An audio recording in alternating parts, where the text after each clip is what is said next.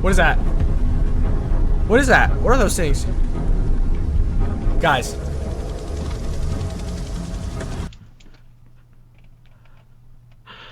Yo! Vita Carnis. How's it going, audience? My name is Vega, and in today's video, we are going to be reacting to the entire Vita Carnis analog horror series. For those of you who do not know what the Vita Carnis analog horror series is, it's pretty much the Mandela catalogs had a baby with Gemini Home Entertainment. And if you don't know what either of those two series are, God save your soul, because you're already too far gone. The original Vita Carnis analog horror series is 7 videos long. If I'm not mistaken, they're just a bunch of research documents documenting all the weird entities that spawned on Earth. Today, we are going to be reacting to the entire Vita Carnis series, plus all of their new uploads. So I want you guys to march your butts downstairs or in the kitchen, wherever, I don't know where you are, okay? March your butts to the kitchen, grab some snacks, grab your favorite beverage. Any water lovers out there? I love water. Water's great. And then I want you to go back to the couch and I want you to watch this series with me. Let's get right on into it. This video talks about... Oh, I don't like that warning. Okay, classified material, pretty standard warning.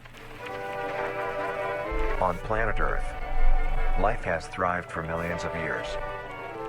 Creatures big and small True statement. have found ways to adapt and evolve to flourish in all types of environments. From barren wastes to lush forests, life can be found. Earth has homed these creatures since the dawn of life itself. Okay. Only until very recently, things have changed. New life forms have appeared all around the globe and completely changing the balance of nature and what we know about evolution. What are those things, dude? Look at that one sitting in the corner, peeking its head out. National Living Meat Research have been studying these new species, trying to help educate everyone about these creatures and their wondrous ways of life. First, right off the bat, I'm loving it. What are those weird creatures? What is this company name? Let's see what's going on here. What are these new life forms? Since their explosive arrival across the globe in 1931, there has been much debate on what these newcomers are and where they came from. Up with their appearance. Are they extraterrestrials coming to invade Earth? Or are they demons who come from hell to purge humanity? From what our scientists have discovered, no. The origins of these creatures are solely to Earth, miraculously out of nowhere. We don't know why or how, but one thing is for certain, Earth is now their home. What these creatures are is mysterious and still not well known today. But here is what we do know. Who's knocking at the door? These creatures are comprised mainly of muscle tissue, organs, and bones. They greatly resemble animals with no skin, or store-bought meat. Because of these characteristics, they have been named accordingly as Vita Carnis. The name of the series, guys! Consume decaying, organic matter, but their main diet is composed of raw meat, not including their Carnis relatives. The Carnis only appear in places where there is an abundance of crawl, which leads to the first creature of the Carnis species, the crawl. Okay, the crawl. The crawl is a growth of meaty tendrils that closely resemble the small intestine, the only difference being the dark red coloration. Anatomy. These tendrils grow in a similar pattern as vines, mold, or fungi. Interesting. A primary stem structure is the host to divisions of other, smaller branches. In each tendril contains a variety of veins, arteries, and other similar organs used to transport nutrients absorbed from its surroundings. Ugh. The ends of these tendrils are equipped with organelles used to absorb water and organic matter necessary for growth. So just roots, pretty much. The source of these organic materials is mainly found in dirt and soil on surrounding surfaces. Using its root-like tendrils, see that one growing up it the building? absorbs the material and processes it into usable energy. Although, the crawl also obtains energy through another means. Using a sophisticated form of photosynthesis, the dark pigmentation of the smaller branches is ideal for absorbing sunlight, and therefore allowing solar energy to fuel the crawl's growth. Okay. Because of its efficiency, it thrives in almost all types of environments, easily allowing it to spread across the world, and can be found pretty much anywhere. Section of Africa is blacked out. Its recent inclusion in the ecosystem has caused many major changes in nature's balance. One may assume that the crawl's presence may outcompete any other competitors, but due to its unique life cycle, where old branches fall off and decay into nutrient-rich compost, all forms of life seemingly flourish instead. The crawl's abundance grants plenty of nourishment to all animals, from plants feeding on the decayed crawl, herbivores thriving on increased plant population, and carnivores feeding on both the abundant prey, and are able to eat the crawl as well. Okay, so these things are like bottom of the food chain. The presence of all these animals leave behind waste, which will be broken down and consumed by the crawl, and the cycle begins again. Oh. This form of fit in quite symbiosis nicely. leads to an environment where all populations thrive. Humanity also uses the crawl to our advantage. Because of the supernatural rate of growth and its richness in nutrients, it has been sustainably cultivated into domestic farms. The crawl is harvested and processed into fertilizer, which greatly increases crop yield and quality. Nice. I figured. The crawl may also be used as a food source for humans, and reliably so. It tastes But weird due though. to its unkindly appearance and taste, it has yet to reach cuisine standards. The crawl also plays a very Grind it important up, use role it in as the a next spice, creatures maybe. that we have been studying. Sometimes, in a crawl-populated environment, a node of meat may develop on one of the branches. This node will fall off and grow into a functioning organism, and go to live on as an independent animal. That's gross. This leads us to the upcoming species that we will be discussing. The first of these creatures are the trimmings. The trimmings. Trimmings are small animals that resemble skinned raccoons. They are commonly known to have a plump body, round head, small eyes, nose and ear holes, and an agape mouth. They are also equipped with a diversity of limbs. All individual Those trimmings things are are unique, gross. each with a different body shape, number of limbs, and other characteristics. Ew. Other One thing characteristics? they all share in common is that they are made mostly of meat tissue, and are a maximum of 20 centimeters in length, no Those things look larger like than a ticks. basketball. Its life starts with its separation from the crawl. It will wonder to find anything that is edible and able to consume. Although it is an omnivore, being able to hunt meat and forage for plant matter, trimmings are almost entirely scavengers. Their diet consists of rotting plants and meat, including, but not limited to, fruits, vegetables, roots, seeds, insects, and deceased animals. We're deceased animals. Although its appearance is unsightly, Ew, bro, that it is thing- a cowardly creature, only fleeing, screeching, and hiding when Bro, that's threatened. me when I try to go outside. I'm just Because like, of its lack the of defensive sunlight. traits, it lies near the bottom of the food chain, making it easily overpowered and picked off very regularly by predators. Naturally, its population would eventually die out. This is not the case. The crawl That was weird. Let's go back and try and see that. Let's see if we can get this. out.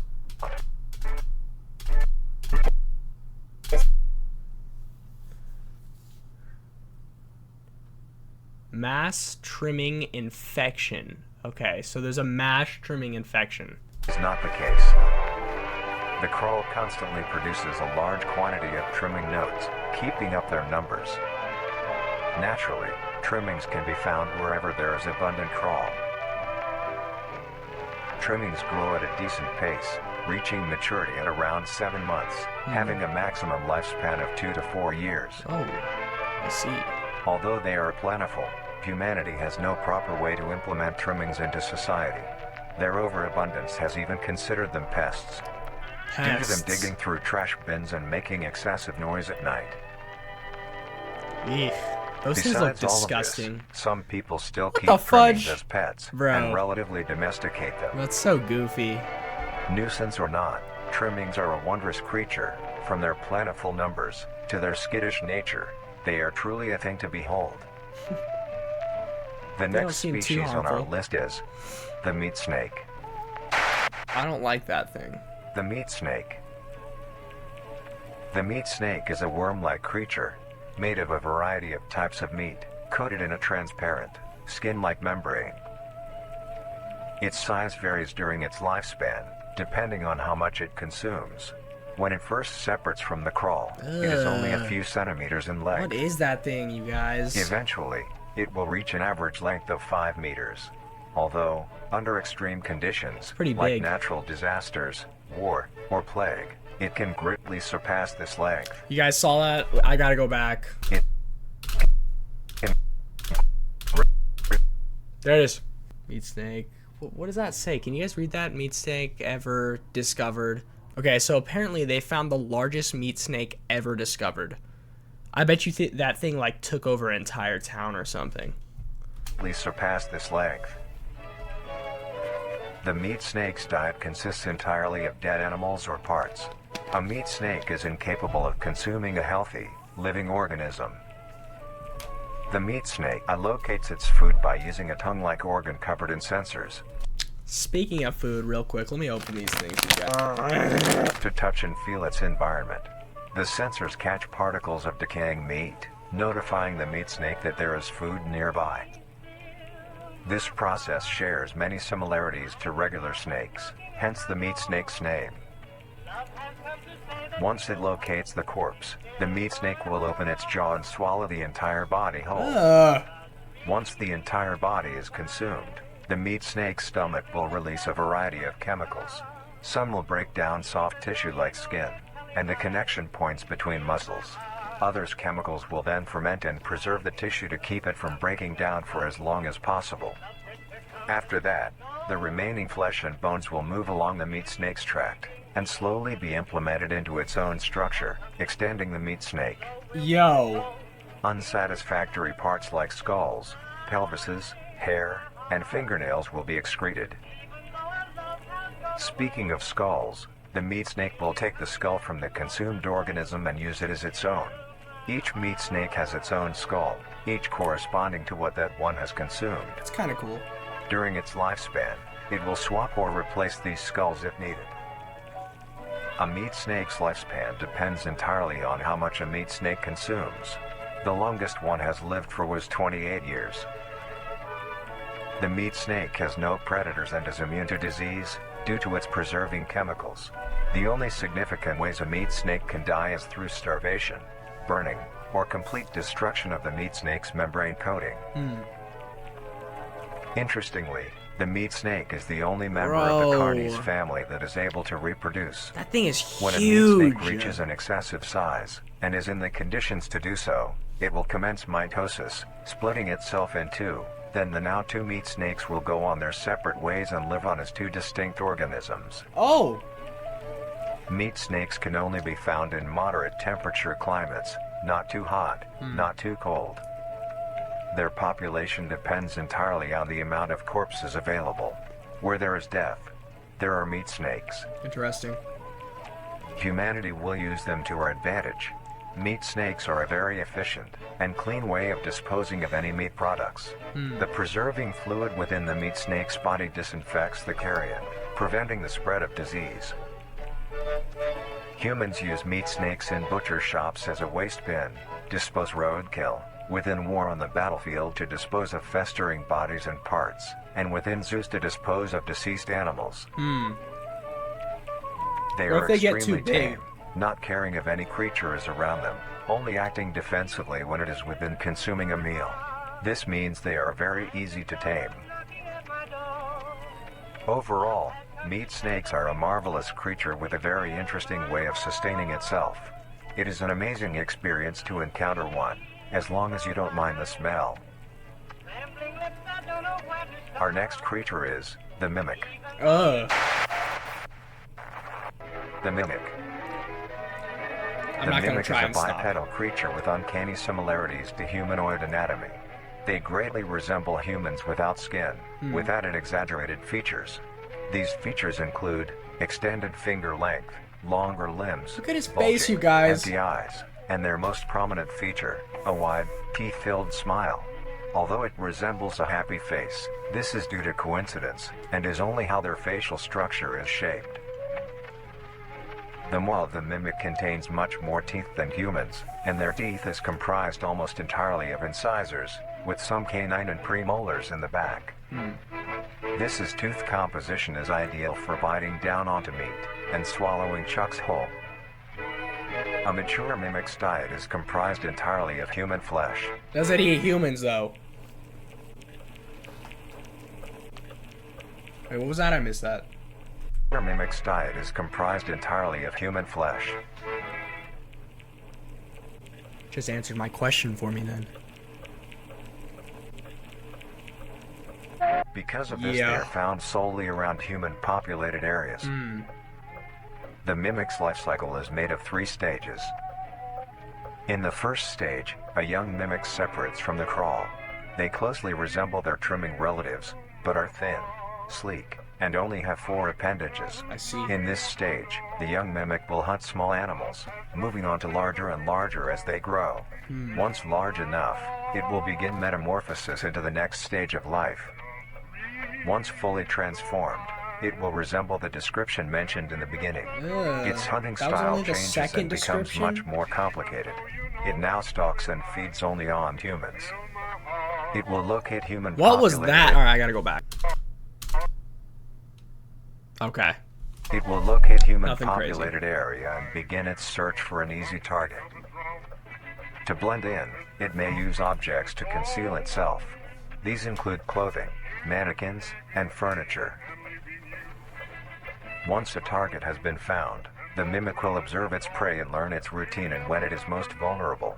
This is typically when the human is asleep at night. Once the prey is within position, the mimic will advance silently until it is close enough. Nope. The mimic will then execute and immediately begin consumption. Oh, Once the okay. mimic has had its fill, it will leave the scene, a fair distance away from the human population, and begin to digest its meal. Although, in the case that a human is awake, a mimic will use a variety of sounds to either lure or startle prey into cornering themselves. Once a human is in place, it will swiftly attack and kill the helpless target. Oh no.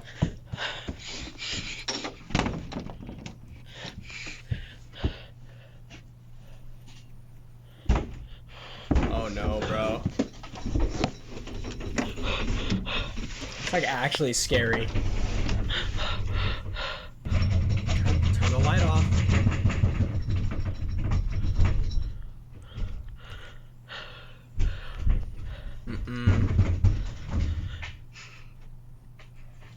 Bro, turn the light off, please.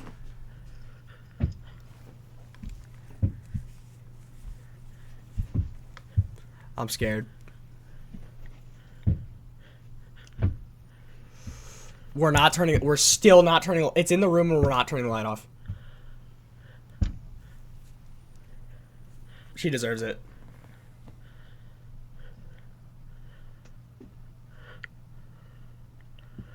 I'm just waiting for the jump scare, bro.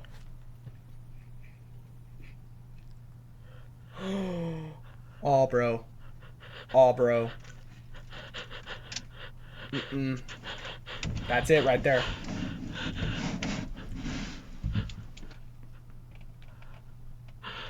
Yo! Oh my gosh! The next stage of the mimic's life cycle has 2 potential morphs it may develop into. If a mimic has a consistent supply of food, it will develop more human-like features. It will grow skin, hair, and by the end will look nearly identical to a human being. It now can blend entirely into civilization and lure other humans more effectively. I hate it. The second type of morph happens when a mimic receives an overabundance of food. It will grow into a larger, more evolved hunter. Its proportions will increase in length, and its humanoid features will fade away. It grows a thick, dark coating of a flexible skin, which is highly durable, and increases in strength the more the elder mimic consumes. That is not good. This excludes the face, which is now coated in a pale pink skin. The mimic's teeth have also moved deeper into the mimic's throat, leaving its mouth a toothless grin. It uses the dark hue of its skin to hide seamlessly within a dark environment. Its skills have also been heightened. This makes an elder mimic one of the most efficient predators on the planet. Because of the obvious threat this poses on humanity, nations around the world have released instructions on how to be able to fend for yourself in a mimic encounter. Here are the instructions. 1. Avoid going out alone if your location is known to have mimics, or there Naturally. have been mimic sightings. 2. If you encounter a stationary mimic, seemingly unfazed by your presence, quietly leave the location and alert your local authorities. 3. If pursued by a mimic, get yourself into a position where you're able to flee. Mimics will rarely attack if a person has a clear escape route. 4. How about stay armed, In you the event guys? that you have been cornered by a mimic, roll into the fetal position, protecting your neck, face, and That's a vital bear. organs from attack. Make as much noise as you can to alert any other people. 5. If you have a weapon, do not use it. A mimic is fairly resilient, and any strikes or shots on a mimic is not effective enough to bring it down in time. Really? Instead, use it as a barrier between you and the mimic to block any attacks. 6. In a situation where a mimic is hunting in the immediate area and is not aware of your position, hide somewhere low, like under a bed or behind other furniture. A mimic will not linger too long to search for prey and will move on. Be safe, and avoid any encounters with a mimic at all costs. That's terrifying. Next up, the Harvester. Ooh. The Harvester. I got, guys. The Harvester.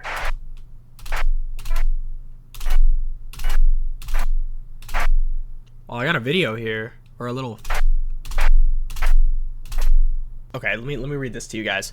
But the prince's sleep was long. He slept for what seemed like forever. As he slept, the land around him changed and grew.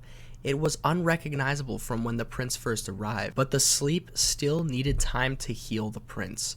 Much more time. But it kept the prince safe while he rested, guarding him from the elements as the land changed. Interesting. The Harvester. Don't know what that was about. The Harvester is a large, bulbous mass, with a large amount of tendrils spreading from the base.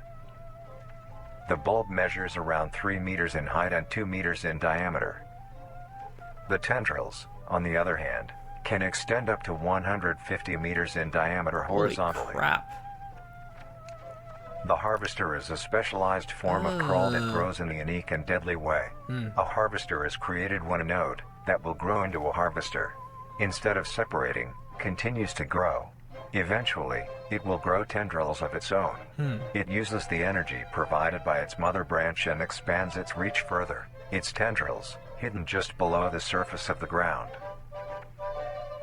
The harvester is equipped with 2 types of specialized tendrils. The first type is bulky and flat. They lie the closest to the surface. These branches are lined on each length of the tendril with spines, extending in the shape of a bear trap. On each side of the branch, those particular spines have a vein that feed into them, that pump 2 types of venom. Dude. On one side, the spines can inject a neurotoxin, which will attack the nervous system of whomever it is injected into, causing sudden paralysis. Yo! The other side can inject an anticoagulant, which when injected, prevents blood cells from clotting. Whenever a large animal moves across the area armed with these tendrils, the branches will clamp onto the animal and thrash violently. Once the prey has been injected with both venoms, the tendrils will rest and the prey will immediately collapse. The animal will be unable to move due to the paralysis, and the wounds caused by the thrashing spines will not stop bleeding. All the prey can do is lie patiently, until succumbing to blood loss. That is so messed up, Once dude. the prey has bled out, the second type of tendrils come in. They lie below the spine equipped once. These branches are thick, but very sturdy. They share similar anatomy to the small branches of the crawl, equipped with organelle that absorbs nutrients. These tendrils sense the blood, and move their way to the surface and begin to absorb the vital fluid. This is so Once the blood disturbing. has been consumed, the tendrils will wrap around the body and begin to shuffle downwards. This movement loosens the soil and slowly pull the body underground. Once secure, the tendrils will continue to feed until there is nothing but scraps.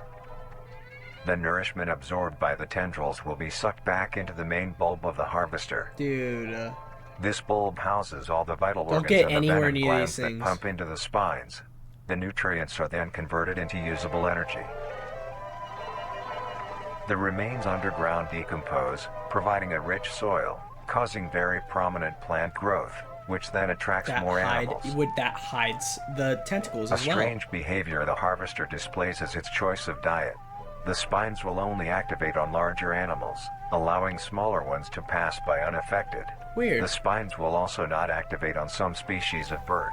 There are a couple theories as to why this happens.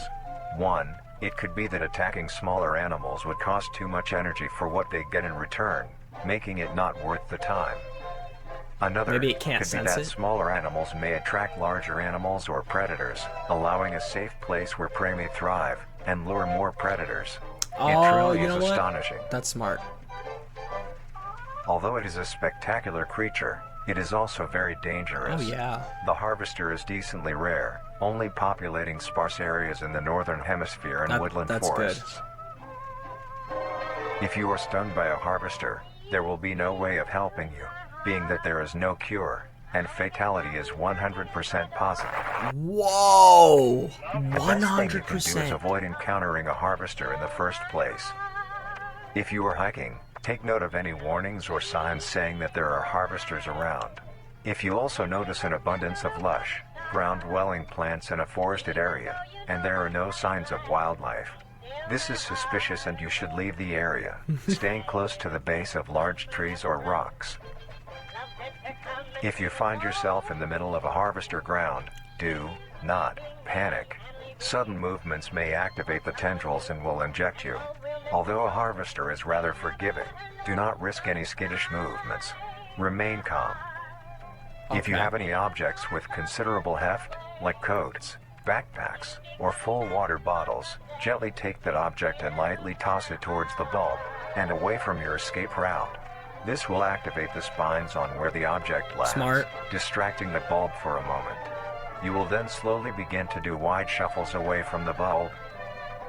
If possible, throw another object when you are certain you are a fair enough distance away, just to be safe. Continue until you are completely sure you are out of harm's way. You may come out unscathed, but don't be too obnoxious, or you will be a harvester's next meal. Yup.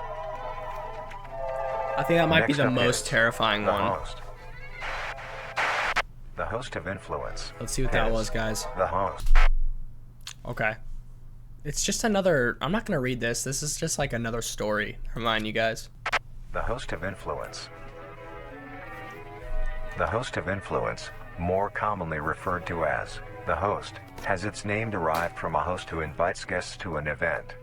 Not to be confused with a host, a harborer of parasites or disease. The host is a semi-humanoid looking organism. It has the structure of a head, torso, and arms. Other than this, it shares no other characteristics. Like a mimic. The lower half of the host is comprised of a mass of fibrous tissue and tendrils that burrow into the ground to hold the host in place. Instead of skin, the host is covered in muscular tissue fibers, tendons, and veins. In some parts of the body are covered in a meaty plate, It's used so to gross cover any looking. large exposed areas, but allowing movement. The host's head has a smooth surface where the face should be, attached to a crooked neck, which houses a slit in the front used for feeding. On the host's back is a mound of pores. Protruding from these pores are hollow, hair-like structures, extending outwards. These hairs are barrels that release spores produced within host's body by being fired into the air. These spores are hazardous, so keep clear of them at all costs. Luckily, The fudge the was host that? is rare, only found in North America. Oh, great. Obtaining info about the host is a very risky and daunting task. This is because of their rarity and of how dangerous it is to be up close to one. The spores released by a host is very dangerous when inhaled. A host will release a cloud of spores into the air, which will be picked up by wind and carried great distances. If an organism inhales the spores, the particles will find their way into the organism's brain and infect them. An infected organism will show no symptoms of infection right away, Oh, no. but a couple hours after infection the infected organism's behavior and thought process will change. The first symptoms that appear are restlessness, sluggish movement, numbness of joints, and lack of coordination. Interesting. Then more serious symptoms appear over time. These include dizziness, migraines, impaired speech, and trembles. If you, or someone you know show these symptoms, contact poison control or emergency services. After a total of 6 to 7 hours after infection, the organism will cease all activities they were previously doing and begin to walk. Oh no. The direction the infected will walk is towards the host whose spores have been inhaled by the infected individual. If the infected makes their way to the host, they will kneel down in front of it, expose their vital organs, and the host will promptly gut and remove those organs. The host will consume them and discard the leftover scraps. Oh my gosh. However, if an infected organism doesn't reach the host within a 36-hour span or is treated for their infection, the effects will wear off and return back to normal. I hate that. If a host is unable to find prey or doesn't like its current location, it will unroot itself and move to a new location. Their scarce numbers and the hazard of being around one makes getting info about the host very daunting. All you need to currently know is that the host is extremely dangerous and should be avoided at all costs. That's my least favorite one. The monoliths. Oh, great. The monoliths. The Another story monolith is a very new creature, only showing up in June of 1972, in the area of... Oh, you see that one little red section up there? There are only 7 monoliths, all of them located in a circular position, Weird. 1.5 kilometers in diameter. This ring of monoliths surrounds... It's redacted. The monolith is a Titanic-sized being, measuring roughly 120 meters in height. Each monolith has 2 trunk legs that are Holy firmly crap, embedded that thing is underground. massive. The legs connect to a torso. The creature itself is made of hundreds of thousands of meaty strands, tightly woven together to form the structure. These strands end at the neck, fusing into a solid mass of hardened flesh in the shape of an upside-down triangle, with a hole in its center. Bro. On each side of the monolith where arms would be, there are dozens of long, rope-like appendages. These things are evolved reach just to kill barely humans. to the ground. At the creature's feet, the strands go deep into the earth and extend horizontally a decent distance away. What the monoliths do is simply stand and do nothing. The only activity documented that the monoliths have done was in I want to this know. period. They were extremely aggressive. When the group of were making their way to the city, the monolith that they had passes roared a deep bellow and swung its appendages at the team, completely wiping them out. Bro. When military vehicles were dispatched, once they got close enough top the monolith, it roared another call, this time releasing an EMP blast, completely knocking the vehicles out in the vicinity. Finally, long-distance rockets were fired and struck the creature.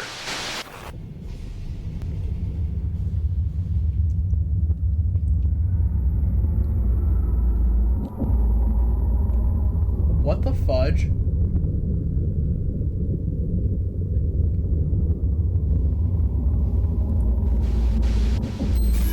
Although damaged, thing is it so regenerated big, at bro. great speed and resumed its stance unscathed. Eventually, the area has been fenced off and is now restricted to all. Ever since, the monolith stands silently, now only a grand spectacle of awe and mystery, only adding more questions to these meat beings. And finally, the last creature on this list is... What is it, bro? Stop. Another story. The singularity is an orb comprised of a dark-colored mineral with hints of luminous colors within its core. The singularity is estimated to be 1 meter in diameter. The orb has several unique qualities that are not well understood. This is so The weird. singularity typically can be found suspended in air by an unseen force. There are also a variety of readings that have been documented coming from the orb itself. Various things like magnetic fields, energy signatures, and other pattern-like signals released by the singularity. The population of these creatures is unknown. Almost all info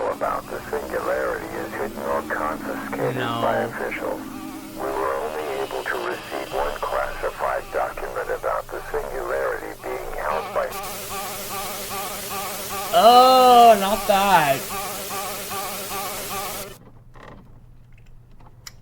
Marvelous and majestic world that exists today. It's as extraordinary to have such strange and mysterious beings appear all around us. Thank you for joining us on this journey of exploration and discovery of the lives of these living meat creatures. You're welcome.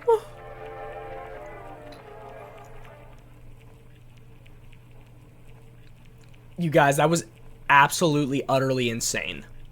On to the next one. Alright, you guys. Next video in the series is Vita Carnis Cook at Home Kitchen. Let's get right on into it. This could be the greatest discovery of the age. Okay. If those are movies, I have no knowledge about those at all. Any information of the whereabouts of... Ooh, we got a wanted person. We may Be making a dish that has recently gained a fair amount of popularity. That looks good. Today's dish will be a cheesy crawl penne. What? Cook at Home Kitchen. So we're making a cheesy crawl, you guys. To start off, these will be the ingredients you will need. 3 cups of penne pasta. Okay, noodles. Roughly 3 cups worth of fresh crawl. Crawl. Try to get a variety of sizes when you buy yours, or when you harvest them yourself. Wow. 1 cup of cheese. Half a cup of green onion. 1 teaspoon of salt. 2 tablespoons of Cajun spice. Okay, I 2 love Cajun. tablespoons of parsley. Parsley's really good too. 1 tablespoon of dill. 1 tablespoon of garlic. Ooh. A pinch of pepper. Ooh, this looks good. And finally, the most crucial ingredient. Nutrier Company's newly released Flavor Enhancer. Flavor enhancer. To bring out the richness of flavors within each and It's every very meal. ambiguous. Flavor enhancer, what is that? First, get a medium-sized pot and fill Bro, half what is of this it guy's with water. setup, dude? Oh, you're spilling some. Oh, okay.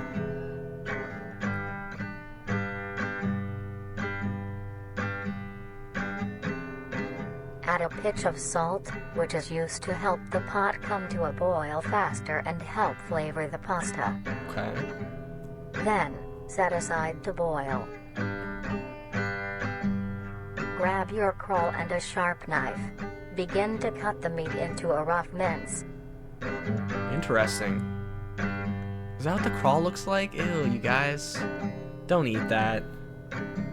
There's gotta be some negative side effects to that.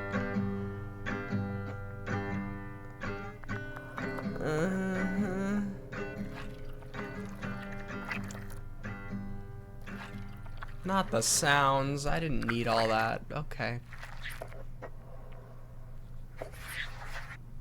Looks delicious. Crawl is soft on the outside, but the interior has a surprising sturdiness.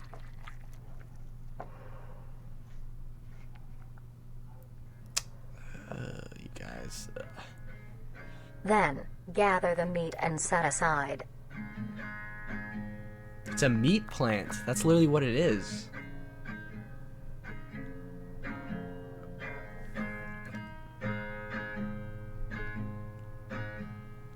Oh, you're not even gonna Rinse clean the green board, onion dude? into Alright. rough segments. That's gross. This guy is just straight up gross. Or girl. This guy or girl is straight up gross. Take this mince and set aside as well. Next, grab your skillet and preheat with along some oil. Yummy.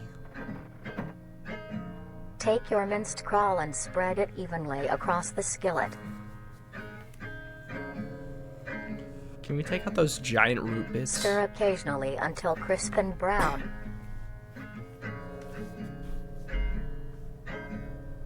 As your water reaches a boil, add your penne and stir occasionally.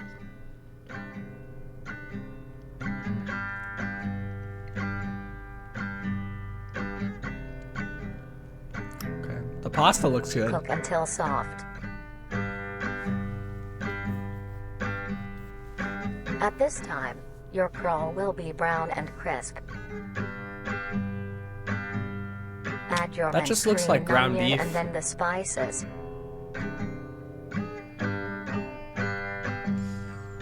Okay, it's starting to look a Mix little more well. appetizing. Once your pasta is finished cooking, strain it.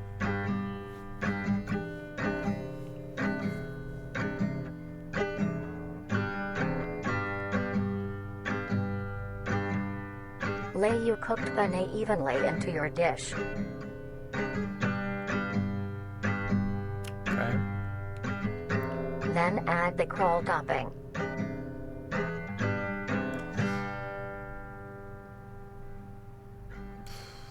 Yummy.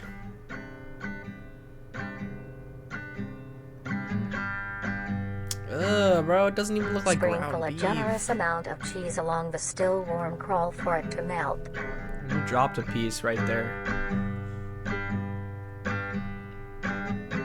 At this point, finish preparing the dish with your flavor enhancer, but allow your dish to cool to a temperature below 60 degrees Celsius, or else the enhancer will not work.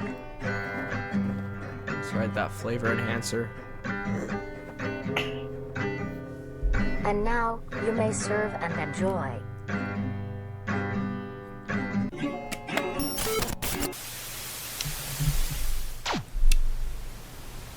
Delicious.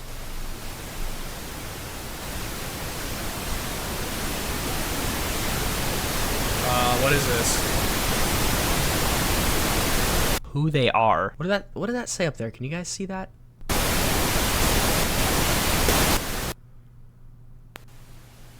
We gotta go back. Can I get a more clear picture of that? Oh, there we go. Although the other critters ignored the rest of their fellow kind, instead, they secretly visited the slumbering visitor. They snuck what little food they had, carefully fed it to the prince, greatly hastening their recovery. Is this like some kind of book in real life that I'm not really recognizing? Alrighty, you guys, this video is titled Guide to Owning a Pet Trimming. Let's see what this one has in store. Many people get pets for companionship. They form bonds and grow relationships with these animals, even to the point of them being considered a part of the family. True. Most people get dogs or cats. I'm a but cat maybe person. You want something more interesting. Then you may want to get yourself a trimming. Ugh. These lumps of meat have grown a reputation to be a loving companion Just for call many them a people lump of in the meat. recent months. Although most people may not know the proper ways to care for them. Today, we will be showing you how you can care for your pet trimming. Bro, that thing is like half alive, dude. I Taking don't care want of a that. trimming is fairly easy, but this is no reason to slack off. They are living things and do require maintenance. The first thing to keep in mind when keeping a trimming is the temperature of your home. While trimmings are resilient to both high and low conditions, you want to keep your base temperature near room temp, maybe slightly cooler. That's how I like it too. Trimmings prefer warmer areas to nest. A simple setup you may use is a box with some blankets on the inside. Make sure there is enough for your trimming to cover itself. And now, Oh, you it's have a kinda comfy cute. bed for your buddy. Aw. Next, you want to give your trimming the best diet possible. Trimmings are not picky eaters and will eat anything you give them. To keep your Angelica? trimming healthy and strong, a diet of dry cat or dog food that is high in protein, provided 2 times a day, is best. Okay. As a treat, you may give your trimming any scraps of your food. Things like apple cores, banana peels, or eggshells are a perfect snack. A thing to remember is trimmings are nocturnal and make plenty of noise. Aw. I don't know if we'll get along then. Why is it getting louder? Angelica, calm down. It's not that serious. To prevent you from having sleepless nights, try to give your trimmings first meal in the late morning or afternoon. This helps them be active during these times instead. Another thing to consider if you want a pet trimming is where they will be living. Your home should have enough space for your trimming to roam around, as well as access to the outdoors, like a backyard. If not, Be sure to take your trimmings on regular walks. Okay. This gives your trimming the exercise they need, as well as allowing them to meet These other things are trimmings. so ugly, dude. Trimmings are a social creature and need to interact with others of their kind, like how they do in the wild. How are these things alive, When man? it comes to entertainment, trimmings are not the most active and aren't the best at fetch or tug of war. But here are other ways to keep your trimming entertained. Some toys that trimmings like are little items they can push, around, pull, or carry. Aw. And Trimmings then I see also that. enjoy things that you enjoy as well, like watching the television or listening to the radio. Really? They love seeing and listening to all the funny things coming from the devices.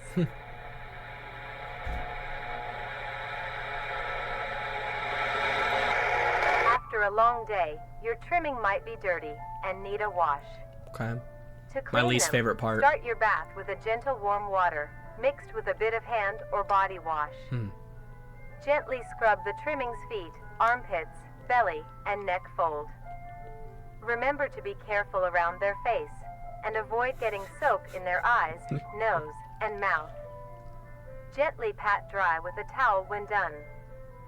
Now your buddy is all clean. Aw. They're like cute ugly. They're fugly. And lastly, as said before, trimmings are social creatures, so be sure to give them plenty of affection. They love receiving pats, scratches, and pets. They also love to sit with you and cuddle. Since they communicate with each other in the wild, it is best to replicate this behavior with them as well. Simply talking to them is plenty enough. You can talk about your day, if anything interesting happened at work, if you are working on any new recipes, or talk about the weather. That's weird for an animal Trimmings to are very need to good hear. listeners and love to be involved. Really? Interesting. Can they With all understand? of these in mind, you are now well equipped to have a trimming become a part of the family. Do things right, and you will have a companion for a long while. 8 to 12 years.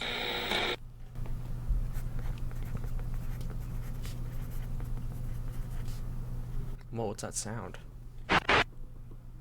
That was a weird sound. Okay, next one. This one is called Meat Snake Specimen.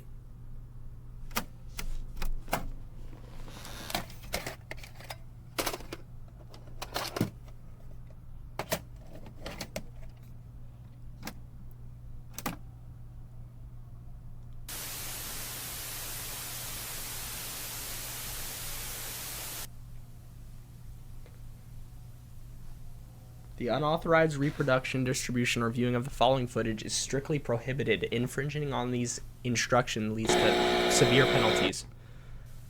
In the year of 1945, with the war finally ended, the cleanup process had started.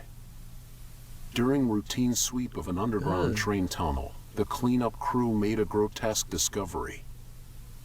Found completely filling the tunnel was a meaty wall, and in the center of the mass was an opening with several skulls surrounding it.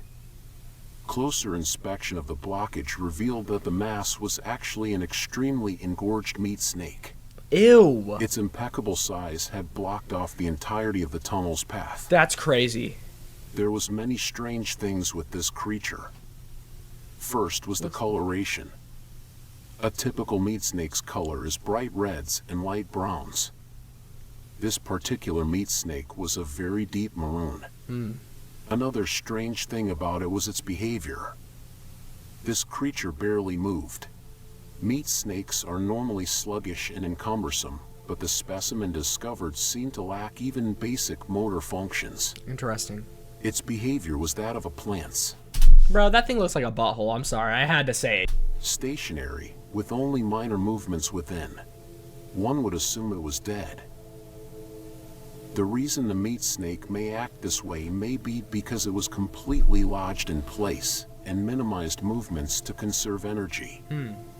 But how would it have gotten this deep into the tunnel in the first place? That's true.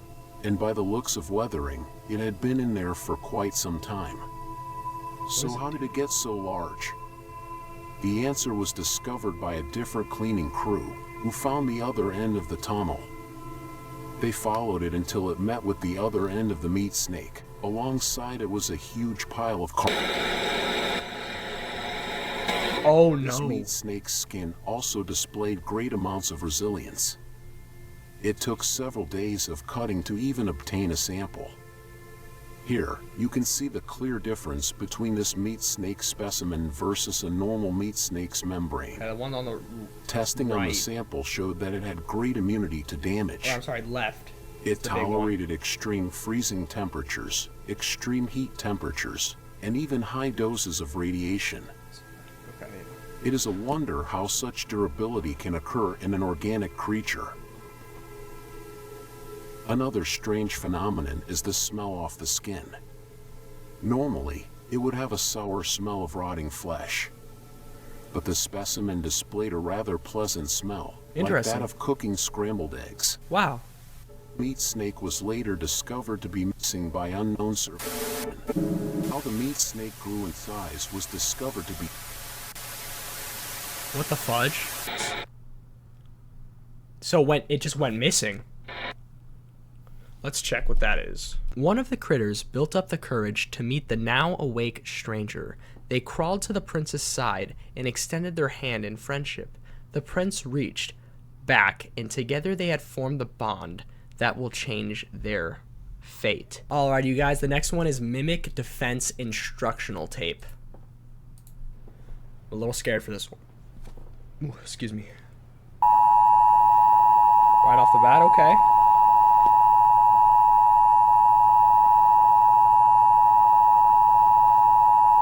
Dang, that's loud. As of the time of this video's release, we have been facing a concerning increase of missing persons and fatalities on a global scale. Interesting. The reason for this is because we are under attack. We have discovered that there has been a significant growth of mimic populations, which is threatening public safety. National leaders have released this instructional recording to teach you on how to defend yourself. Here is what you need to know about the threat. Okay. Mimics are humanoid, intelligent predators that are highly adaptive and feed solely on human prey. Dude, there's nothing worse. Mimics gain information on people by watching their daily lives and pick to hunt people when they are most vulnerable. The most common times a mimic will attack is when you are asleep, that walking alone, or in a cornered position. Mimics are cautious and calculative creatures, taking precautions to ensure a successful hunt. They utilize various tactics to capture a person by surprise. Dude, that's One dangerous. of the more well-known tactics is hiding itself inside of furniture, to blend into its environment. Common objects that mimics can hide inside are sofas, recliners, wardrobes, ottomans, Look and at other that places thing, a dude. mimic can comfortably wait.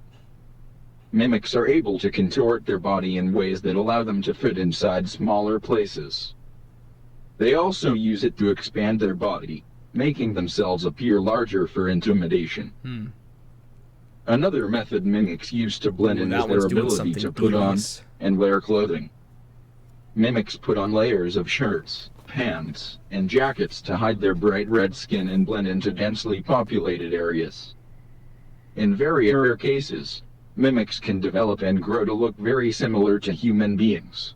We heard about that. Pairing this with clothing, it can be very hard to tell the difference between a mimic and a person right away.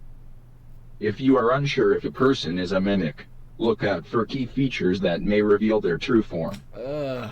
Look for abnormal facial features, like large, bulbous eyes, flat noses, wide mouths and an uncanny smile, and clammy skin. Also pay attention to other exposed body parts like hands. Mimic people will have long fingers with no These fingernails. things just exist. If you Bro. are unable to see their face or That's terrifying. hands, watch their walking pattern. Mimics' legs are long and hunched. Their walking will be unusual and irregular. Here is what you do if you are met with a mimic. If it stands before you, do not panic. Okay. Stand your ground and try to appear larger. Like a bear. Wave your hands and make plenty of noise. Maintain eye contact. A mimic will hesitate to attack a potential threat. If you are armed with a weapon, Aim for the head or legs. Yeah, bro. These are the best areas to hit to immobilize the threat. Pulling Fight that back Glock and don't out. let it get a hold on you. If you find a mimic that hasn't discovered you yet, stay out of sight. Call the authorities and alert them of your location. Stay where you are to avoid startling the mimic. If the mimic gives chase, run. Oh. Try to get somewhere out of sight and hide. Do not leave the area. Officials will need to locate you to help. Stay low and stay quiet. With the information you have learned, use it well and stay safe. These are just nice little general instructions for if there's a threat of any kind. What was that?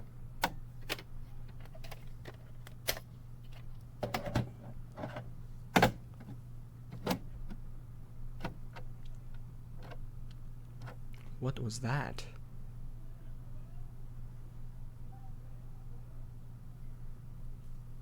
Evidence tape, Christopher and Janice, case 1983.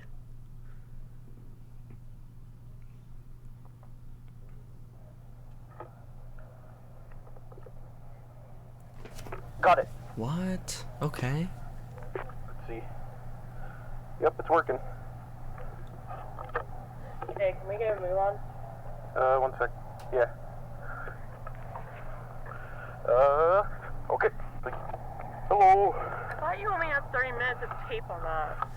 I know, but just gotta see how it works. These poor souls. Yeah, well, I never got to don't use have one all of these. night. Too bad. You were the only person who could film with me, so you're gonna have to put up with it. Fine. Screw you. Screw you. Screw you. Can't see anything. Still way too dark. 1 sec. Oh, okay. There we We're go. walking, that's why. Hello.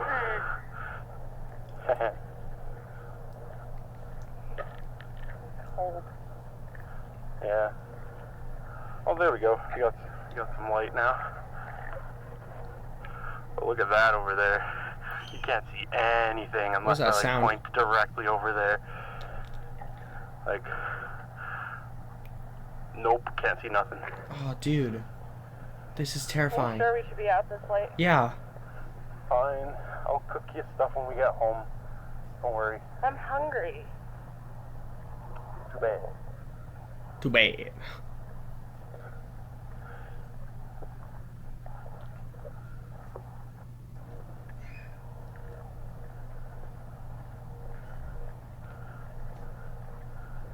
I'm so scared for them.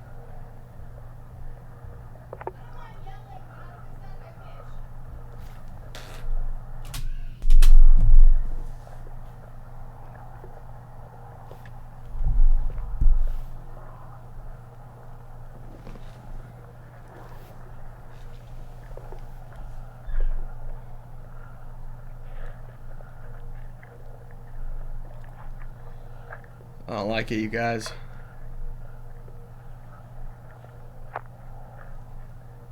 Why is there no talking?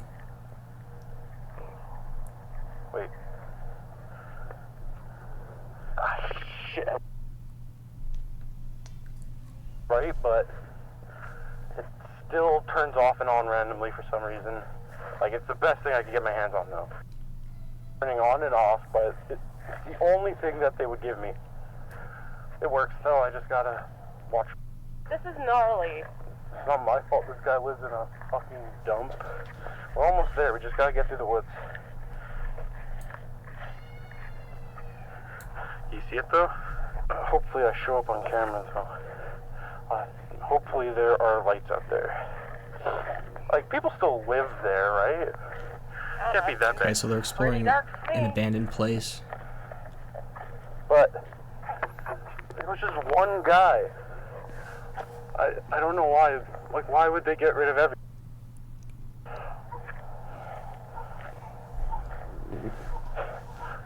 Dogs barking are never a good sign. True. No.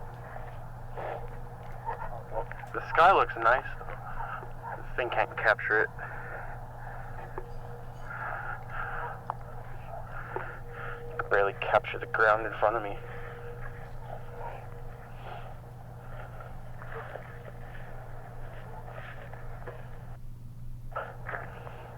So, what are we doing out here exactly? Well, supposedly they found some guy.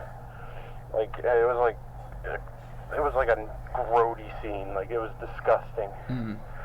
Like they had to get rid of the trailer he was in, and then like they didn't let anyone nearby, and it was like this big conspiracy.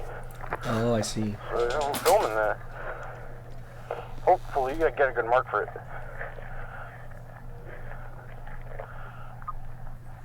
There we go. We're getting close. I don't know if I'd be doing this at night.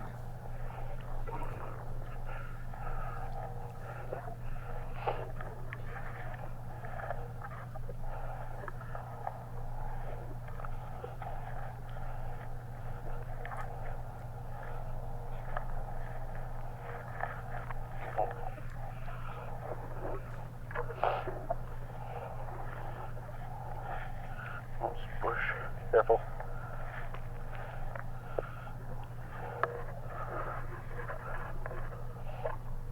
It's a lot of walking, dude.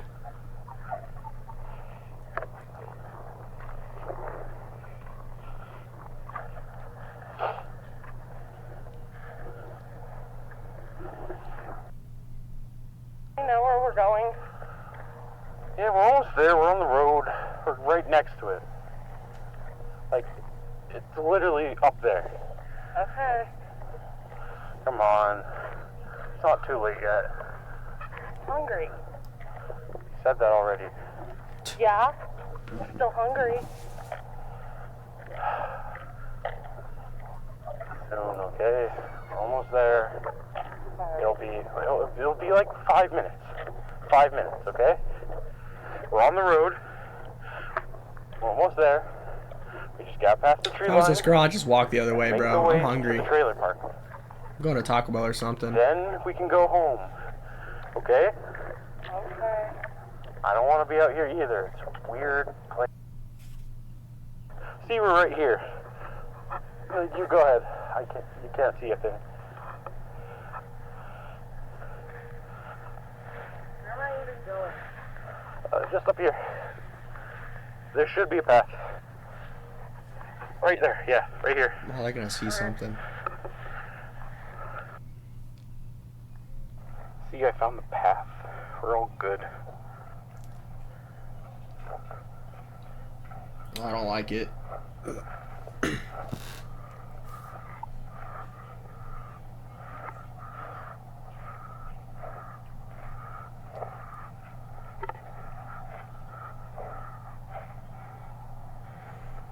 They're in like the deep woods, you guys. With all these weird fleshy monsters running around. What about this screams this is a smart idea to this guy?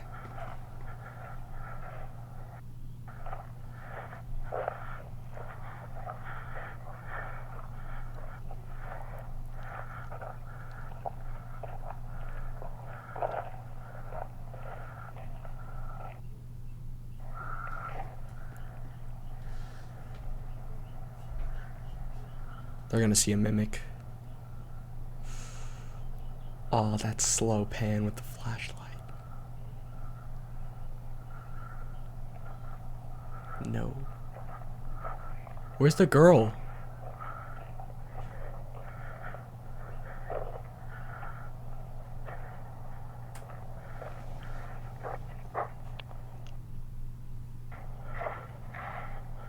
There she is, okay.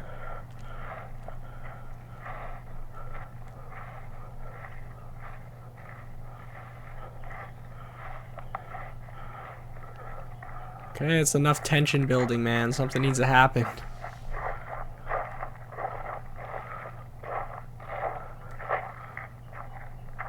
This way. I think this way. Yo, look at this. I didn't see this on my way over here last time. Oh, a car.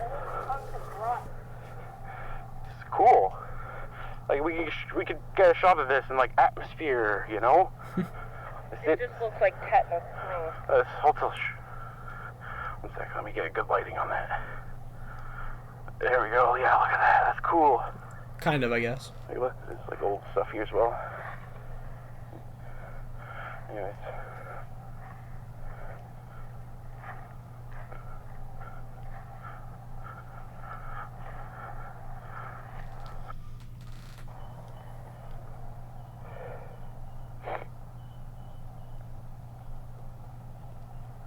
Why does he keep looking up like that? What is that? There's nothing up there.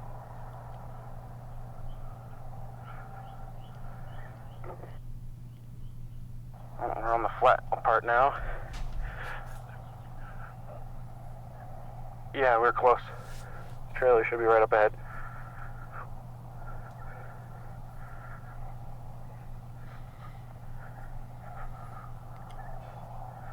Oh, I heard something.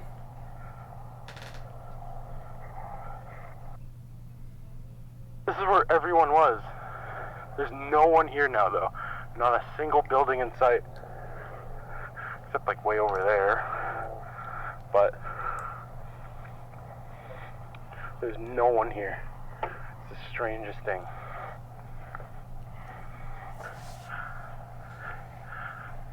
Oh, you're going fast. This is the spot. Right here. Yeah. I can barely see. This thing. Okay. So you take the camera and the light.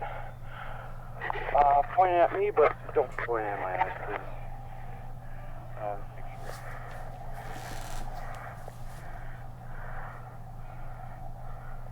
How do I look? Like a barf bag.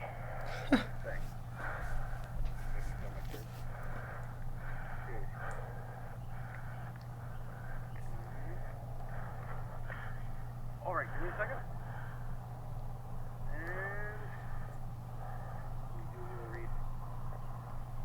Like a barf bag.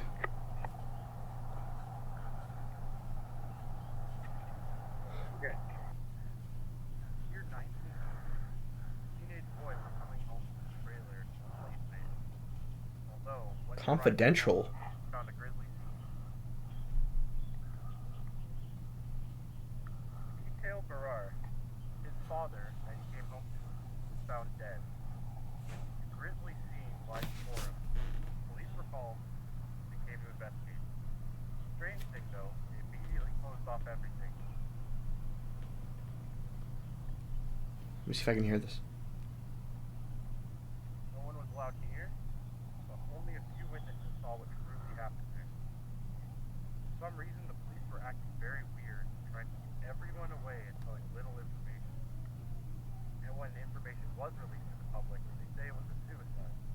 Although, the trailer and most people living nearby moved away for much of the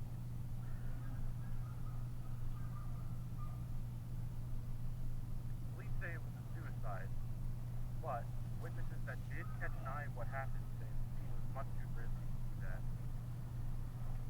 But police haven't come out about anything yet. So that's why I'm here to answer what truly happened. And that's it for now. You said grizzly way too much. What? You said grizzly way too much. Too much? Yeah. Okay, should I retry? Okay, just real quick, if you guys didn't hear that, pretty much the police showed up to this like house, this like area, this like trailer in the middle of the woods, and the scene was absolutely grisly. There was blood everywhere, blood on the walls, blood on the ceilings, blood everywhere. A 14-year-old boy was found dead when the father came home. The police came, and when the police came, the police were very adamant about not letting people see what went on, and they're trying to cover it up. That's why it said confidential right there. That's the story. Sure. Okay. It caused. That one turned out alright, I think. Yeah. Yeah. Wait, why is it rolling? Did you catch that? Oh. 30 minutes to film, and yet, screwed. I needed someone to film. Alright. No hard feelings, okay? Okay. It's pretty scary out here. I know. I understand. Yeah, 'cause like, back there was the perfect time for a serial killer to jump out and grab us, you know? Cut it out. It's scary enough as is. Oh no. Careful what you wish for. Babe? Where are you? Chris! Come on! This isn't funny! Oh no.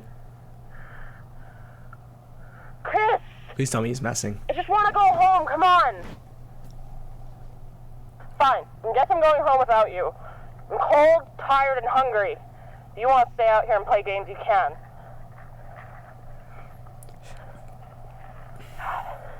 I don't know if Chris is messing around.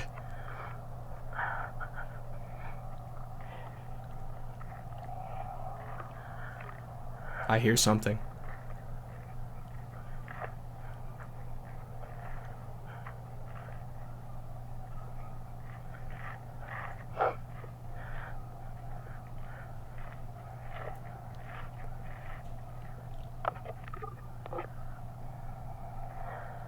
Oh, what's she gonna see?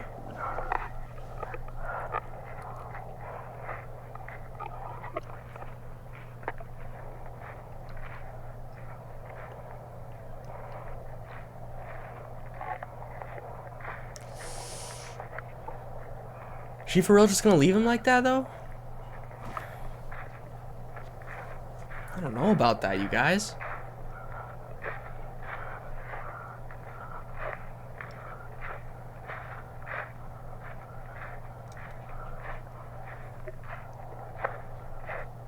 Chris? What are you doing? Chris, this isn't funny. Oh my gosh, that was not Chris. Oh! God! That was a mimic right there. Was Chris getting eaten?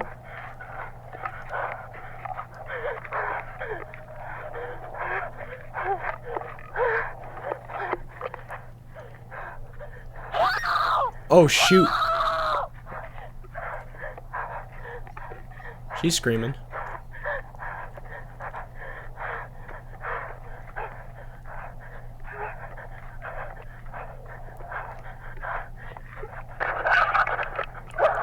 Did she just fall?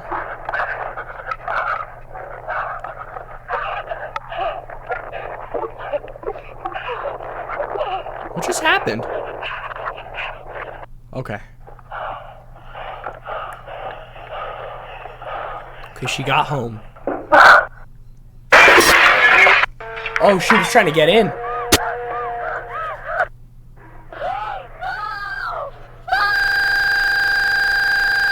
Oh no.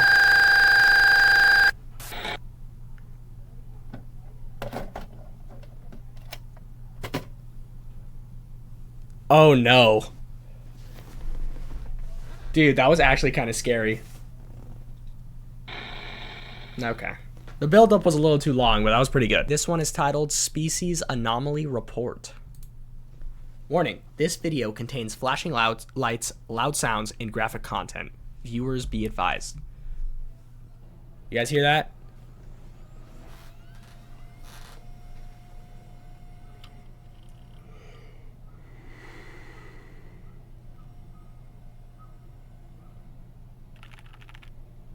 Carnis species log number 14. Abnormality documentation. Harvester. Notable population density shift discovery between the dates 1989 and 1980. So 2 months. The span of 2 months. Maps display the... Oop.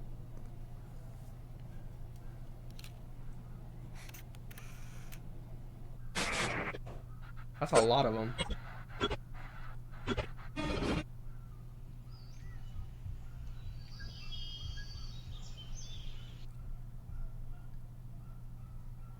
Okay, this family doesn't look off at all. A whole family of mimics right there.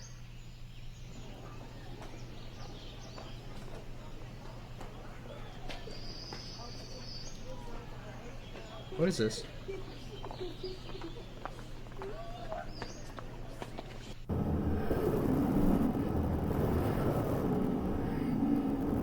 Oh, interesting. Okay, so they're playing.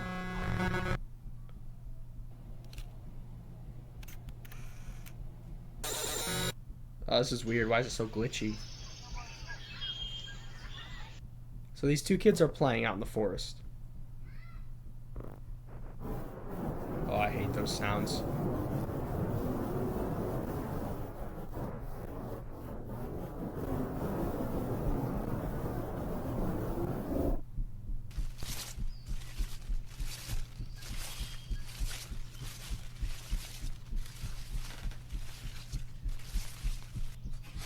Okay.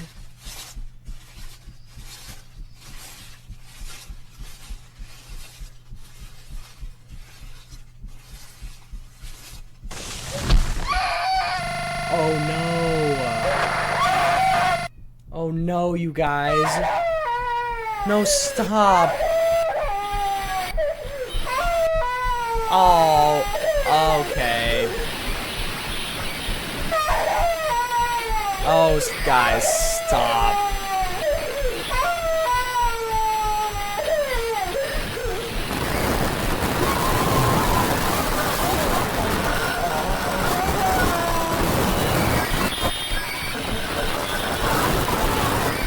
What the fudge, dude? What the fudge?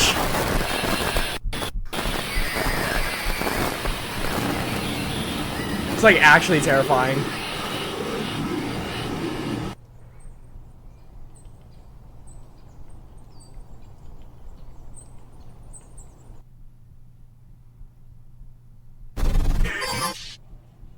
September 1st. What? October 1st? They're all like moving. That's so weird. What are they moving towards? No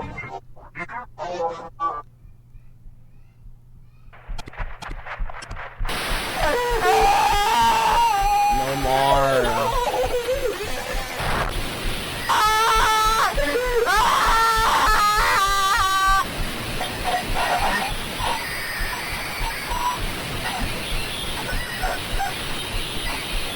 Oh, not the mom. The mom as well?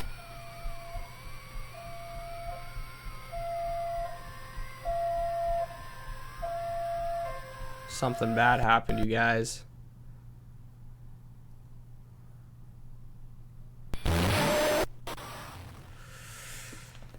That one was like actually terrifying. Alrighty, this one is flavor enhancer commercial. Get to learn more about that spice. Okay, this one also contains flashing lights, loud sounds, and graphic content. Okay. Flavor. The most crucial component to enjoying a good meal. The way food tastes is what makes eating so pleasurable. What was that? But what if you could savor every little detail you could possibly want? Whoa, that's bright. That is why we, at Nutri Co., have made it so that you may enjoy every single bite you take. With our product, the Flavor Enhancer, you can extract every last morsel of taste from your plate. Interesting. With overwhelming demand for this essential product, even since our start earlier this year, we have delivered what you wanted. Now introducing the Flavor Enhancer Deluxe. Now packaged in a larger size and modified recipe, there is now even more savory goodness to go around. Since our debut in mid-1990, the Flavor Enhancer has shown to be a major hit, with our product flying off the shelves. Okay. The Flavor Enhancer Deluxe will allow us to satisfy your growing, tasting needs. Now allowing you to add even more enhancer to your dinner, making your food even better to enjoy. That's a little too much. The Flavor Enhancer Deluxe, available on shelves now. Nutri Co. Experience true savor.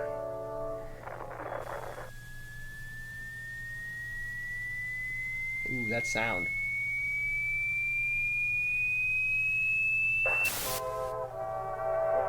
These larger serving sizes make dining even more pleasant, now allowing more generous amounts of enhancer at a time. Flavor Enhancer Deluxe, now available in stores near you. What is this, you guys? Nutri Co. Experience true savor. Why does it keep ending with that sound?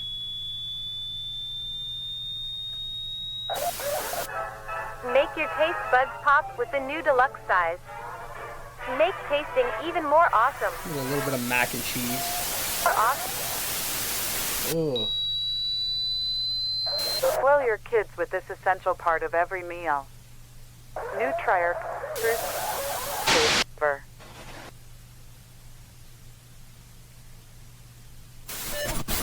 There's some stuff going on with this flavor enhancer. Required for all meals, no matter how small it seems, just a little more. It is crucial to everyday eating. I think that's a little too much, bud.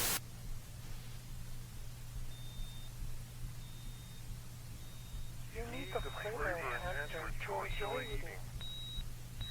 You need the flavor enhancer. Consume. You need it. You must need it. You must.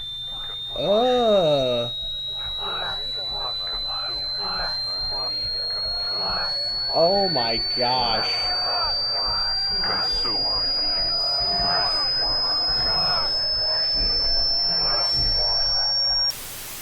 Dude.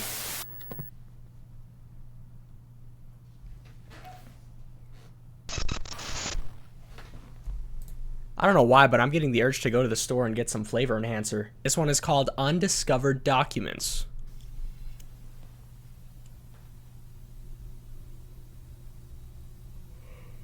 What is this? Flavor enhancer. What is that stuff? Okay, we got bugs. Okay, new flavor, Enhanced Deluxe, newly rebranded product from Nutrier Co. It is an instant hit with record sales, okay? We knew that.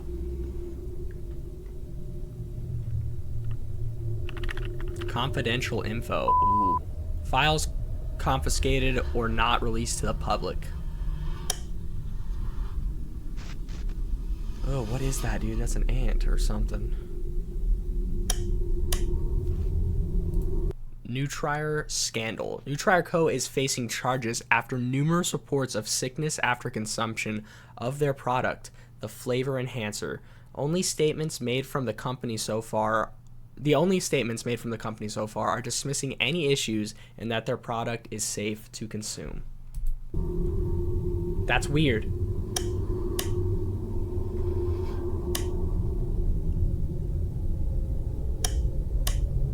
Who is this guy? We saw that guy last time. Ants? We're seeing these ant things. What is it, a cult?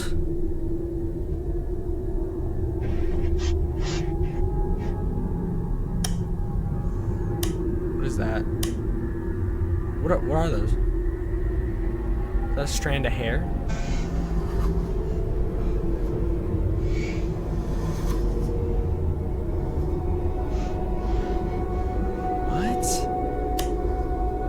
Brain.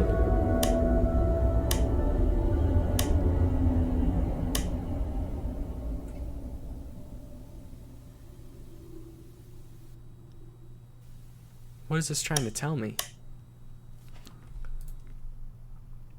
Conflicts with Nutrier. Okay, the private organization of containment and research Consults Association Society has been experiencing backlash from government agencies about corporation in violation of newly introduced policies. Okay.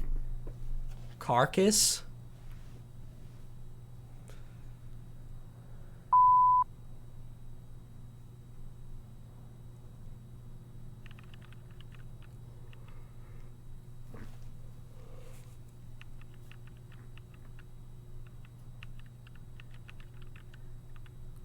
Okay, new log message to Carcass.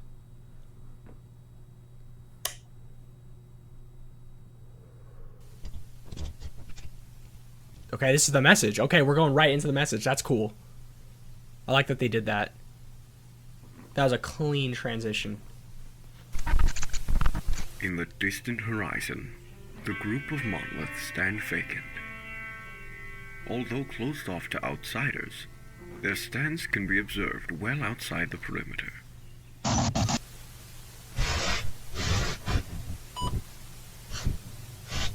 It is known to have hundreds of thousands of fibers that weave themselves deep underground, all connected in a grand mycelial network. A giant tree. You might be confused as to why you received this package. This This was left to you because we share a common goal. I'm aware that you study the Carnis and research their properties. I'm also aware that you have received backlash for doing so. Interesting. Why would you receive backlash? And you know this too. Huh. Unexplained phenomena. Countless casualties. Missing persons. Fatalities. And yet, no proper action. And a notable silence about these affairs. Interesting. People are afraid and confused. Why is nothing being done? Because they don't want us to know. We've been kept in the dark while those above us slither amidst the blind. They have slowly been numbing our minds to their schemes. Frontal lobe deterioration. One crucial error. Trails, crumbs, traces of information. I've collected these pieces and found their loose ends. This is why I've left this message to you. The document's included with this tape is all the information that I have gathered. Every continuity, every cover, every crumb that I could find. Interesting. Lead here. Where? To that island. It's been going on these few years. Something big. Something they don't want us to know about. Which is where you come in. I don't have the power to change things, but you do. Alongside the documents, our plans. Plans for a meeting, one of great importance. Okay. You have the resources. With this information I've provided to you, Cool, you got can put a it. stop to all the scandals. I just hope it isn't too late. It is a cult. I think it is a cult.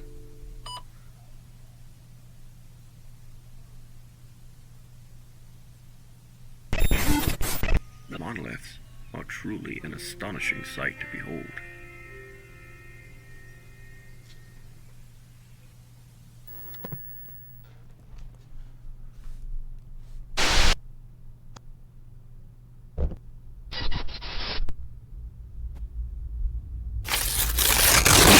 Is this the same one? It is.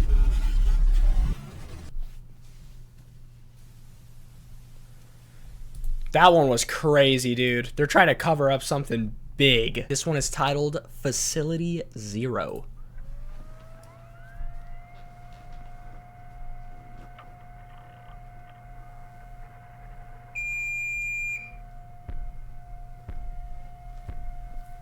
It's an awful acronym, by the way, Carcass. The fudge. Mission brief. Ooh. Information about the island. 3 ground teams are tasked with infiltrating a previously abandoned mall titled Facility Zero, which is located in the restricted zone based on our info. The mission will take place in 3 stages: infiltration, encirclement, and ambush. Okay. Primary objective is to capture the facility and seize the items of interest for extraction. Numerous armed guards are located within the facility. Avoid detection and keep up your guard. Several spears composed of an unidentifiable material have been located in various locations on multiple continents. Each found thus far have been located via strange signatures being emitted by the orbs, being caught on various devices. As of the time this document is written, 4 singularities have been acquired. 3 more signatures have been located and are currently being investigated. Descriptions referred to on document number 1. Okay. So there's more of these singularity things popping up. Facility Zero. Alpha team, in position. Beta team, in position. Gamma team, in position.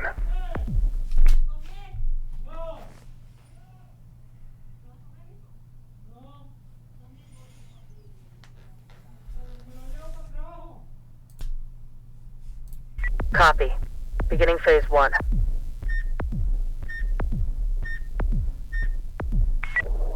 Eyes on the point. Clearing pathway now.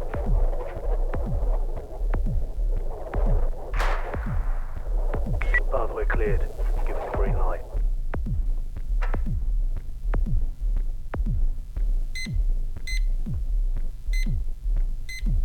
all harvesters.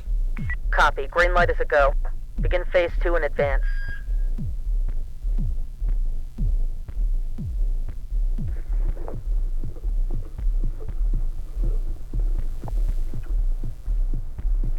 Alpha team, copy. Beginning advance. Is that a monolith? All right, we're heading out. Move, move, move!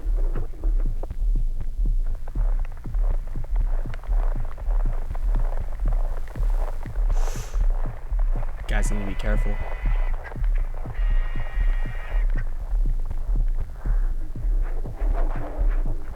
Don't run.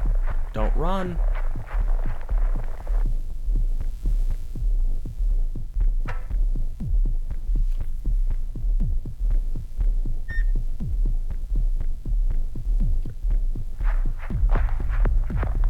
What is that? You guys saw that, right? Lights oh, off. that's Come them. on. Move.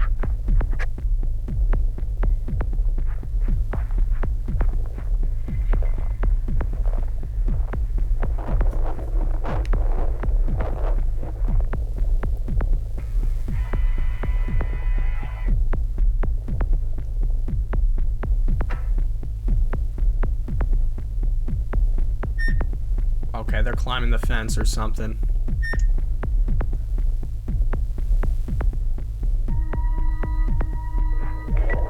Keep your distance. Single file.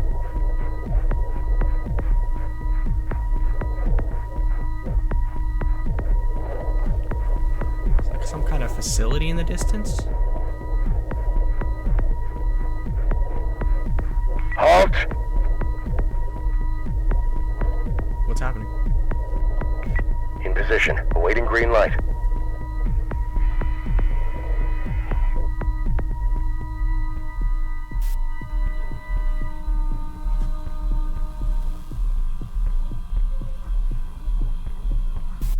Okay, they're busting in here.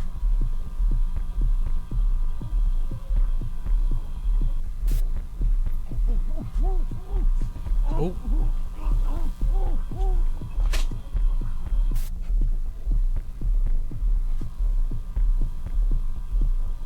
Eyes are secure. Turning blind. Lights green. Warehouse hall. Copy. Green light is a go. Begin phase 2 in advance. Okay, so they got in. Ooh, asleep. Okay, you know what that means, you guys.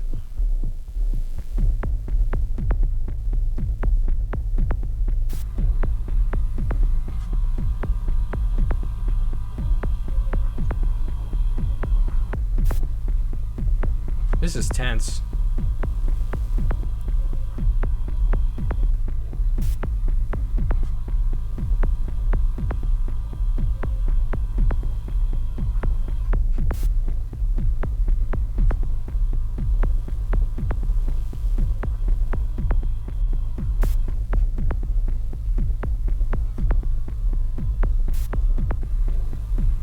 Well, there they are.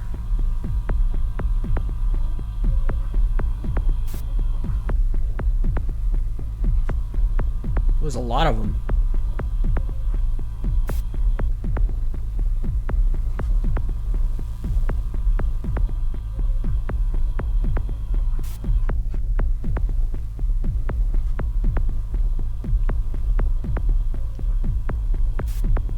Okay. Oh.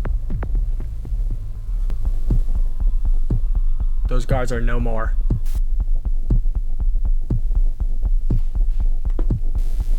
What are they going to discover?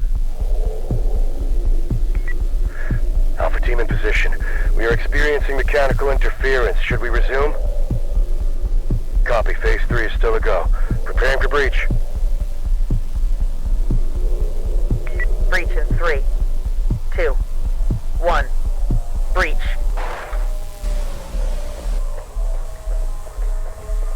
What happened in there? There's a message up at the top. Hang on. Oh. Guys, oh my gosh. That was another YouTube video right there. Did you see that? For those of you who are curious, let me go back for you.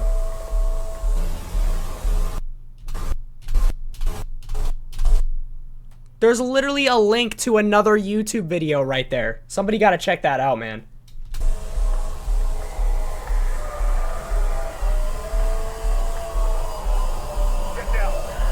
Get down! Put your hands up! Put your hands up! Get down! Get down! Put down your weapon! Get down! Put down! Get down! What the fudge? Get down! I said get down!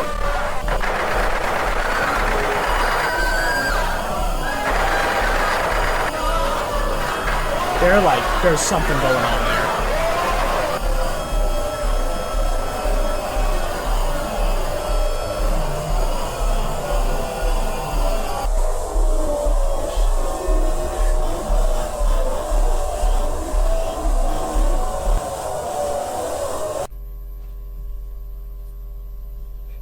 Something happened.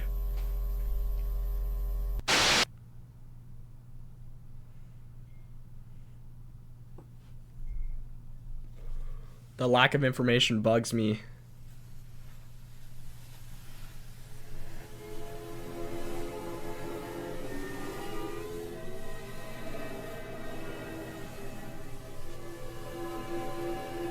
It's the season 1 finale right here. Is that what that was?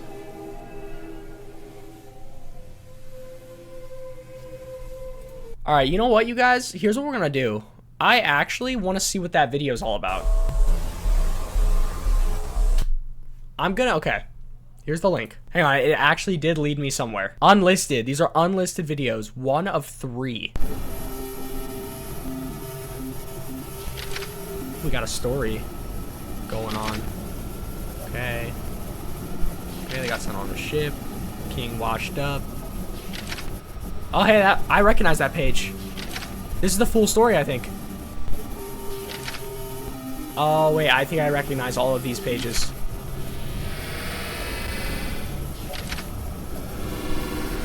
Okay, I recognize that page, too.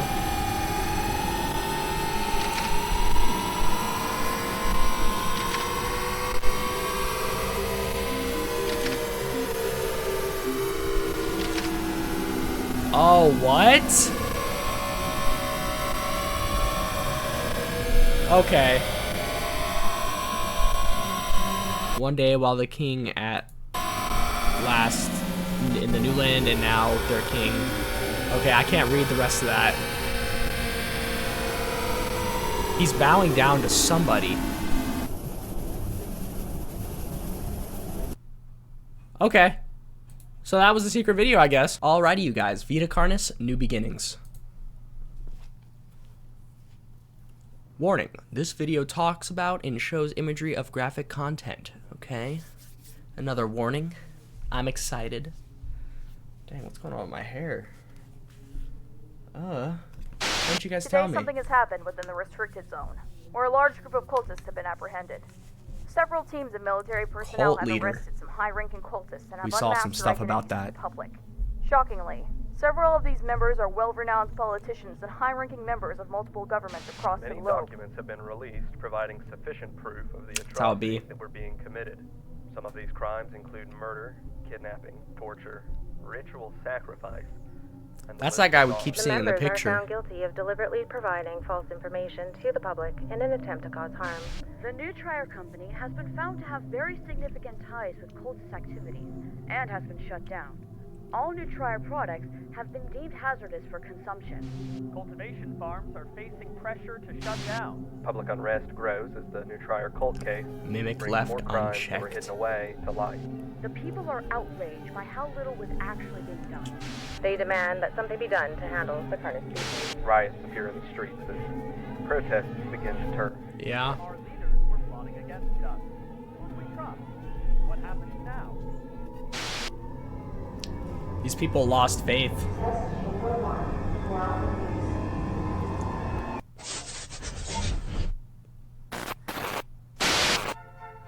Okay, that was a bit of a weird scene. To Magister's Wonder Show. Okay. I am the Magister. Hello. And get ready to explore all of the world's wonders. Okay, Magister. Today, we are learning about the Circle of Life. Oh. Again with that acronym, you guys. Dr. Marshall Thrados. Head director. Test report number 4. We still know very little about the nature of the entities. There are 7 singularities in total. 5, 6, 7. 7 singularities. Each singularity is roughly 1 meter in diameter. They are made of an unknown material, although it looks and feels very similar to glass. We are unable to sample it in fear of causing potential damage. The material is very dark in color, but has red shimmers of light swirling inside. Interesting. There are some hints of other colors present, but is mostly dominated by the red. Each entity hovers above the ground in a stationary position. That is so scary. Although they can be moved with relative ease. What is that? Can they? Our equipment can detect some subtle pulses of energy in rhythmic but random patterns.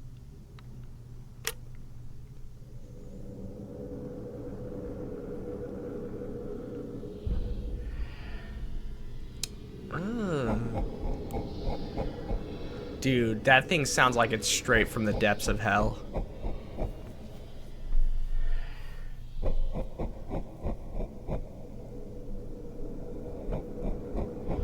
The new soundtrack for Hell just dropped, bro. We don't know what they are. We don't know if it is breathing or communicating. We don't even truly know if they are even organic. This is nothing new, just confirming what we already know. Our first experiments didn't give any interesting leads. The most we got was some interference with electronics, especially when there is more than one kept close together. You know what? I think that's that base that those guys were raiding. I think they found a singularity, but it looked like the god singularity. There was like 5 circles all in one, is what I saw anyway. But the experiment we conducted showed extremely significant results. The experiment played out like this. In test chamber 1, a live cow was released into the chamber with B1 for an extended period. Okay. They were left together for 24 hours. The test showed minimal results from the entity and an increase in stress from the cow. Oh. Next, the body of a cow was put into the chamber with V1 for 24 hours. The results were extraordinary. Oh, let me see. Hang on, you guys.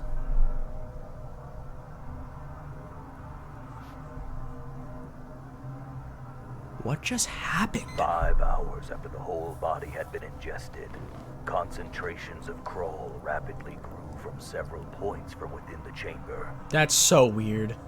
What this could mean, it rewrites everything we knew about the Vita Carnis species. How so? Allow the Kroll to grow out.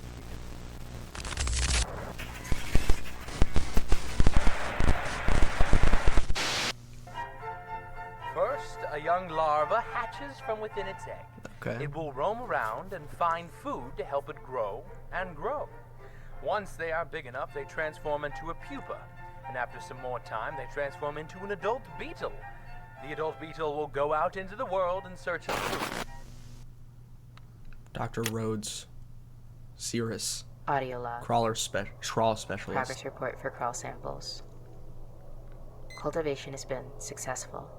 So far, we grew them with 3 specific environmental factors. 1 is our control group, 2 with access to additional nutrition sources, and 3 with exposure to radio signals.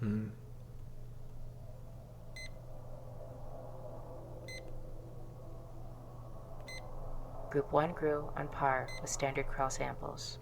Control no group, distinct standard. abnormalities. Group 2 grew at a faster pace than the control group, as expected.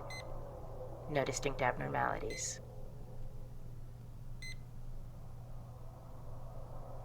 Group 3 grew against its normal pattern, weaving its way toward the radio. Once the device was claimed, it switched to usual growth patterns. Again, no distinct abnormalities. Really? That's weird. In conclusion, the samples that were grown in V1's test chamber don't seem to differ from others grown from other sources. Still, we will continue with more factors and further groups, just in case. There have been some developments in the propagation group. V1 samples have seemingly been able to produce nodules at a slightly quicker rate than wild samples. Control groups show that V1 samples begin node development a few days faster. More time will be needed to say for sure. As for the nodes themselves, there aren't any distinct abnormalities. We've successfully hatched a dozen Carnish juveniles, several trimmings, 2 meat snakes, and even 1 mimic. We will be sending them to the enclosures after everyone's reports get sent out. End log. This is just so disturbing. And then is ground into a fine mince and is now ready for the garden. Yeah. Dr. Fwan Penetro, trimming specialist. Audio log. Progress report for trimming colony. Significant progress in learning the social patterns of a group of trimmings we have been keeping together. A new batch of juveniles were added to the main colony at the beginning of the new progress report. They were accepted into the community immediately. No conflict or rejection observed. They did provide the circumstances to document more of their interactions. Trimmings communicate through a series of vocal cues. Colony members meeting the new batch with squeaks and squeals. They also are not afraid to show us when they are upset. Trimmings also use some physical displays as well. For example, trimmings do a chewing or chatter motion with their mouths when they are happy or interested in something. The experiment that we performed was to explore the extent of their communication skills. The test went like this. We took one of the trimmings and had them in place in a modified enclosure. The speaker would play 2 separate audio cues. Getting like FNAF vibes. Play, followed by a treat. And a negative cue, followed by a small spray of cold water. We did several rounds of both audio cues to condition the trimming's response.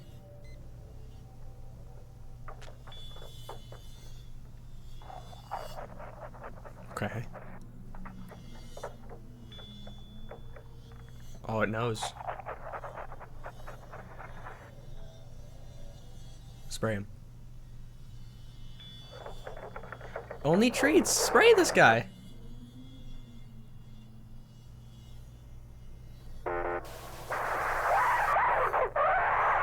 Aw. Didn't like that. Oh, it's getting angry.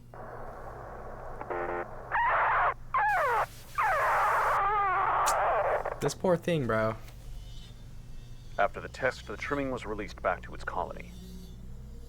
And after a few hours, we tested how much the trimmings communicated. Another speaker was placed near the colony's enclosure, where we played the same audio cues.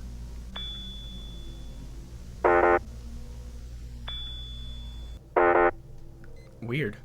It is incredible to see how layered their social interactions can be. They all learn. So, we tried something a bit bizarre. Okay. We found out that a wild colony had settled around the facility recently. It was strange what we did. What do you mean? It was a long shot. We set up a radio device near the wild colony and near ours. We linked both devices up and played the cues.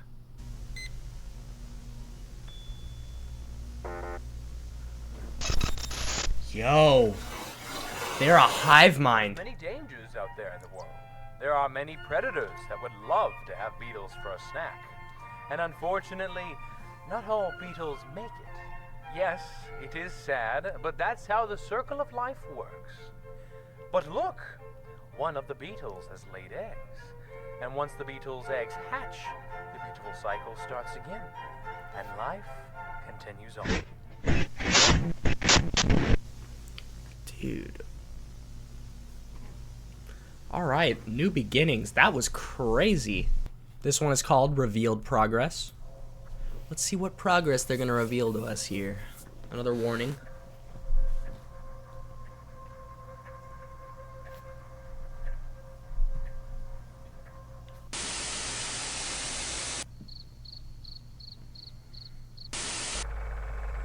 Now only the most beautiful, only the most unique specimens will be moving forward. There are lots of fossils hidden on the Earth, and plenty make their way into rivers and streams. Where's that big one, though? You can look for them too. Okay, meat snake specialist. Audio log. Progress report on the meat snake recreation project. From our previous report, the juvenile meat snake we selected was grown in a standard captivity cell until maturity. The specimen we had selected was now an acceptable size for the project to begin. Dude, that thing has a fat size.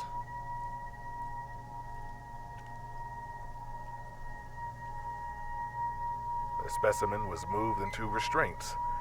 Twice a day, we fed it fresh meat, scraps, roadkill, making sure that it received the necessary materials like bones and organs to grow. That thing is so gross, dude. 4 days into feeding, the specimen's mood mellowed out. The usual intimidation display was now a patient eagerness.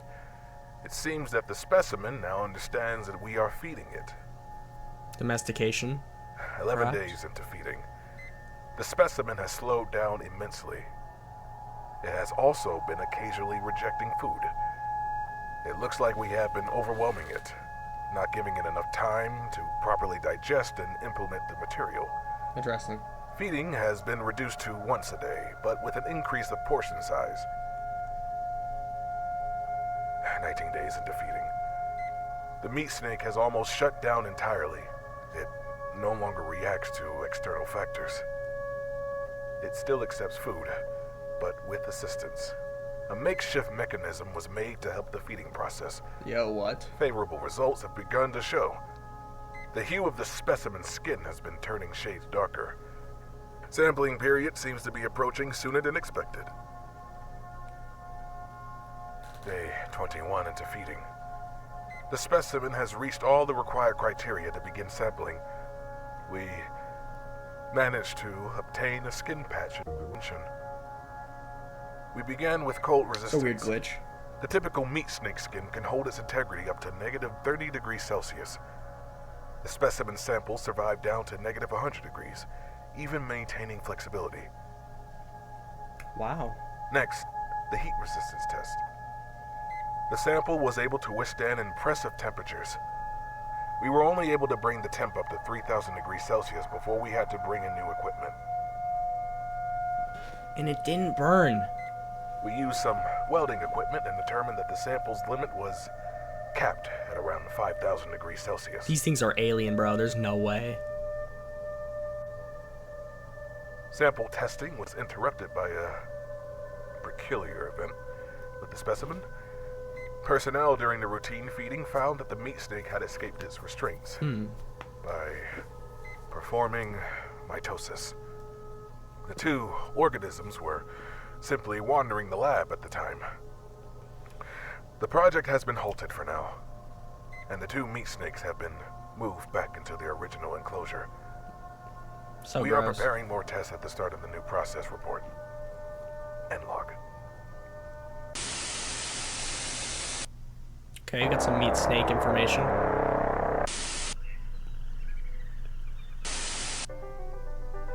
You can make your own sieve at home. The mesh will catch large debris, allowing smaller things to pass through. But you can add more layers with different mesh to catch more things. Curd. Lovely contestants so Russell. far, but there can only be one winner. Trimming show and this off. year's winner is Patty. Yo. That's so cool. Mimic expert. I'm interested in this one. This is my audio report for this month's progress, albeit a little bit late by a few months. Anyways, it's been a bit slow, but there have been some fascinating findings. I guess I'll start with the juveniles. Feisty fellas, already chock full of hunting instinct. Their hunting patterns are similar to other ambush predators. They will wait and then catch their prey with the element of surprise. They prefer to hunt prey smaller than themselves, stuff they can take down easily. But once they are older, they start getting a little cockier. But they have the killing technique to back it up. They usually aim for the throat or neck to deliver a kill as fast as possible. Killing machines. But once they metamorphosize into their adult form, it's harder to determine their patterns. Interesting. The juveniles we do manage to get into their adult form don't last very long. They simply hide away, rejecting all food we provide. As it is well known, adults only eat human flesh. The adults we have all die to starvation. The best candidates for research are the ones we capture out in the wild. They last longer, most likely due to them already having food and nutrients in their systems. It's not something I dwell on too often. I am thankful for the ones they bring in for me. I got several adults, even a few humanoid ones. Yeah. We are able to understand a bit of how they work before they eventually whittle away. The hunting tactics of the adult forms change drastically from their previous form. Hunting now takes much longer as they observe and watch their prey. They are very cautious, waiting for the best opportunity. They take advantage of anything they can to get an upper hand. Their most popular tactic nowadays is climbing inside of furniture. Freshly metamorphosed adults are roughly 160 centimeters in height, but can fold themselves tightly into small spaces. One was even found inside one of those old-fashioned mannequins. And older adults still fit exceptionally well in tight places. It's funny, we didn't even know they could do this until the late 70s. They weren't even called mimics then. They were called, butchers. They changed it because its name better matched the description of characters in some kids' board game. Anyways, the hunting tactics beyond this are confusing to say the least. All depictions of their patterns have been wrong in one way or another. Ever since that public announcement in '86, they keep changing it. In reality, it is almost completely random. Each case in the wild is different and it's hard to determine why in captivity. Plus, human testing is a no-go. Even though I volunteered myself, I feel so close to figuring it out. Anyways, I'm getting ahead of myself. The next stages are even harder to... Wait, how long do these tapes have to be? Oh, not the Elder Mimic. They skipped out on it, man. I was interested in that.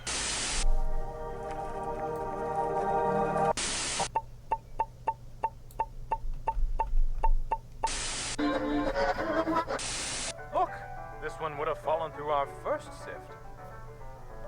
There are plenty of other fun things you can find as well.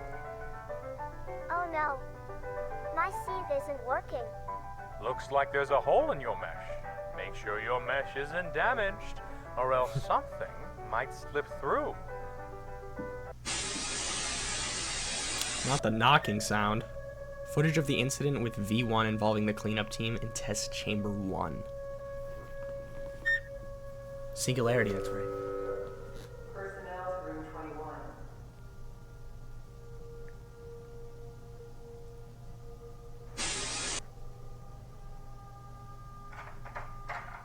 Help!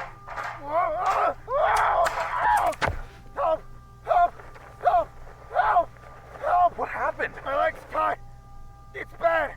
It's bad. I'm bleeding. What do I do? I can't reach. What do I do? Help me down, please. Please. We need medical assistance in Test Chamber 1. Just happened. Stay calm. Help is on the way. Just try to stay Damn still. it. Oh, God. Cover your ears, you guys. Alright, we're here. We're going to help you. Lower the ladder slowly. This is going to hurt. Okay, hold still. Ready? Now! What's happening? Oh no. What's happening to him? Get him out of here now! Get him out!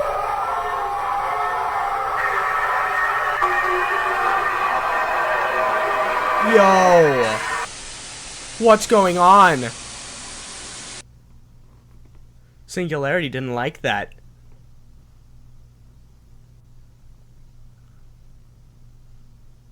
Oh, that's it? Bro. Alright, this one is called First Contact. We're approaching the end, you guys. I'm a little sad.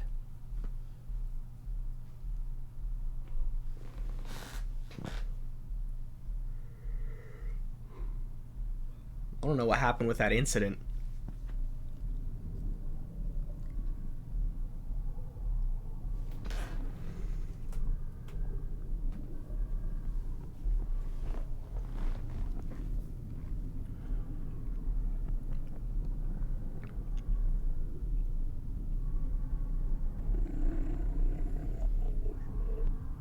Is this inside the singularity? Whoa. What the fudge? What is it doing? All the entities are freaking out. The system can't handle all of this. Turn off the power. Holy crap. Oh, it's striking a pose though. They're like crying in anguish. So all 7 of them freaked out. So they are a hive mind. That's crazy.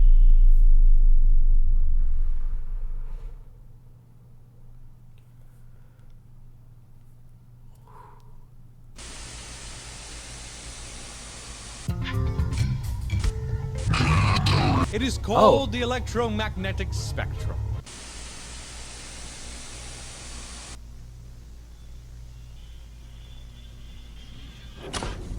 Backup power is now on. Okay, they're all stabilized. Systems appear to be stable. Check the damage and get me eyes down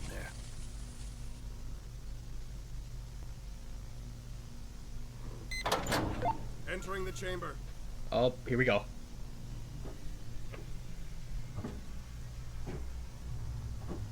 Ooh. Entity seems much more active now. Sir, come in. It's wobbling. Sir! I can't tell what you're saying, sir. Please respond. Oh shoot, bro, that scared the frick out of me. What the hell? I can't hear you clear enough. It's talking to him. Get out of there! Move out! Now! It was talking to him.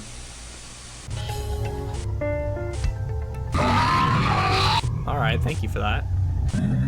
The waves reach the antennae and translate it into sound. Oh, yeah, they are trying to communicate then. Summary of incident.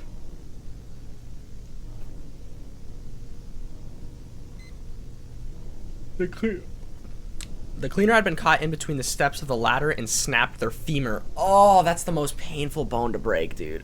Oh my gosh. Besides unusual bruising and clotting, the cleaner is now stable. Guys, that's like the thickest bone in your body. At the time of injury, V1 began to become irritated and extremely active. No personnel were injured following the initial accident. During inspection of test chamber 1, one of the guard's handheld transceivers began to experience interference. Sounds that came from the transceiver were chaotic and random, but there were some lines of coherent speech from both Dr. Pterodos and what seems to be the entity. So that thing was talking to them. Dr. I'm just calling him Pterodos, came up with an experiment to test a hypothesis. He had the device connect to a test chamber and attempt to communicate with the entity. Okay, communication. Hello. Can you hear me? Can you understand what I am saying? Let me turn this up for you guys. Can you hear me? Holy shit. What now? What should I say? What are you? What are you?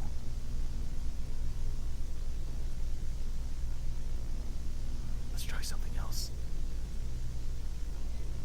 The handheld device was switched to one of the devices used for trimming testing, an alarm clock radio. Can you still hear us? Okay. What are you? We.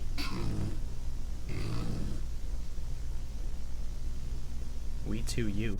Can you explain?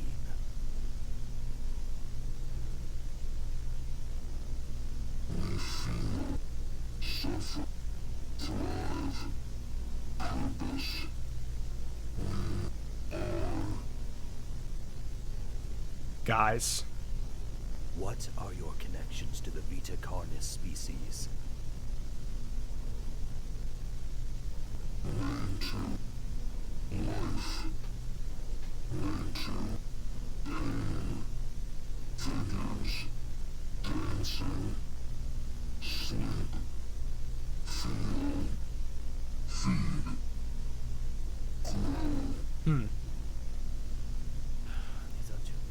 These are too vague. Do you know why you are here? Did you hear us? We aren't getting anywhere.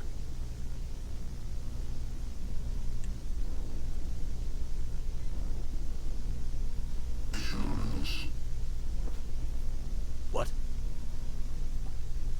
These boxes, devices, they talk. Are you talking about the radios?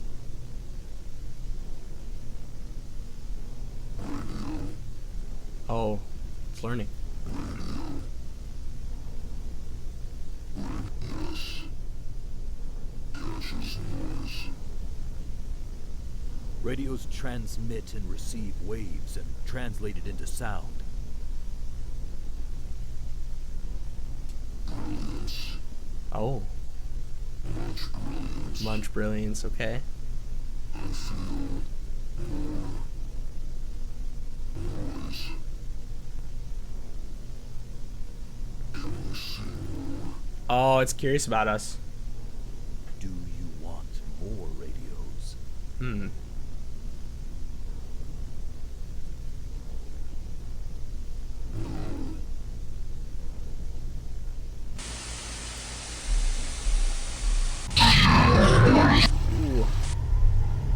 Let me turn that back.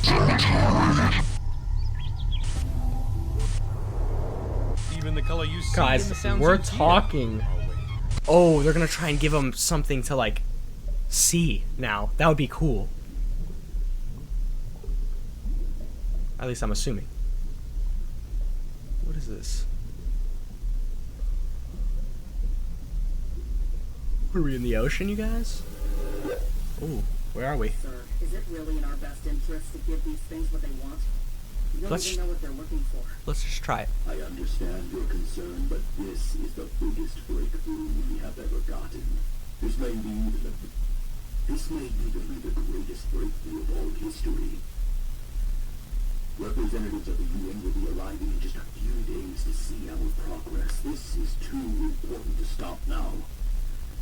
We are on the verge of something massive. I don't If the know. representatives are impressed, we get the funding to see how far this can go. So, for now, you and the team go and get the orbs if they want. Keep making reports, but keep them quick. We need to learn as much as we can in this short time frame. Yes, sir. You guys, here's my thoughts on this. I'll give them what they want because we got to learn about them, but like the first thing I would do is establish like what they want, because we don't know what they want. Like, do they want to end all humans? Like, what do they want to do? So I feel like just giving them what they want, giving them possible power, that's not really the best thing to do, but that's my thoughts on it. What if they like end the human race?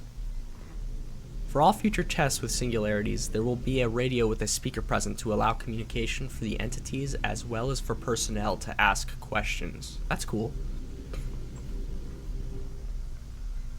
During test setup, we were able to capture singularities communicating to each other. We are working to decipher, but as of now, we are unable to understand. So they're talking with each other now.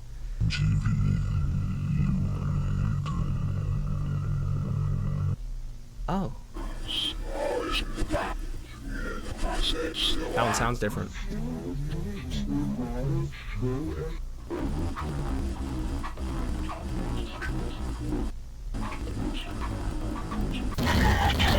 Ooh, 7 is having a tweak attack.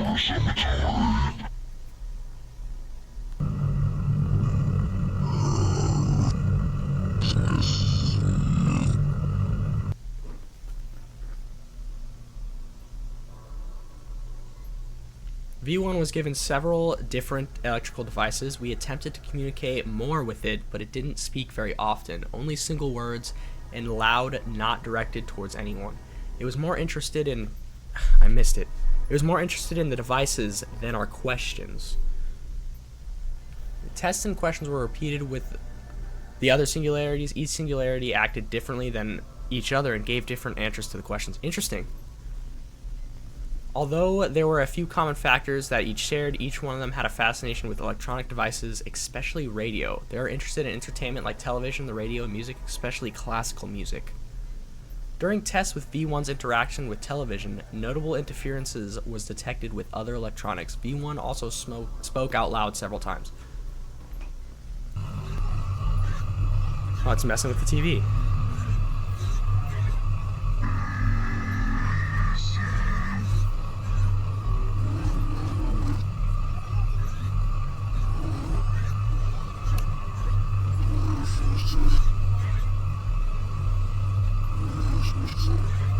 What's that text popping up?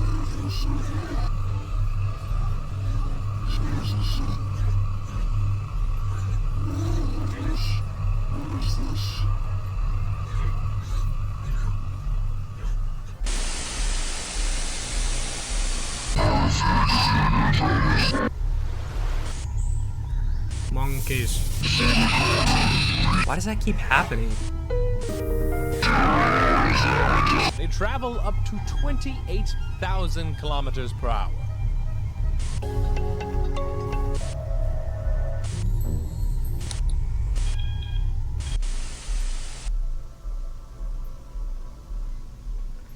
Last day of report before representatives arrive. After multiple tests with each singularity, we were able to find out each one's personality. They each have personalities.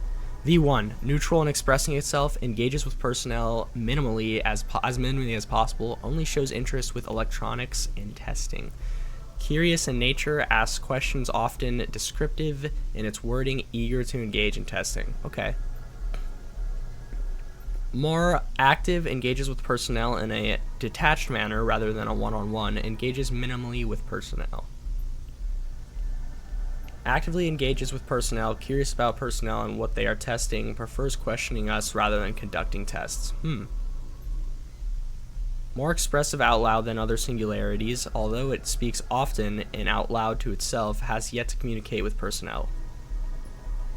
V6 rarely engages out loud, only with incoherent noise, doesn't acknowledge personnel, minimal engagement with testing. V7, least active singularity, has shown minimal engagement with all activities except electronics, only engages with other singularities. Interesting. UN representatives arrive. This is our main observation room, where we conduct much of the testing of singularities. As you can see, we are still performing tests. We've learned much from the entities, and if we were to have your support, we can continue our work here. I am sure we can... What is that?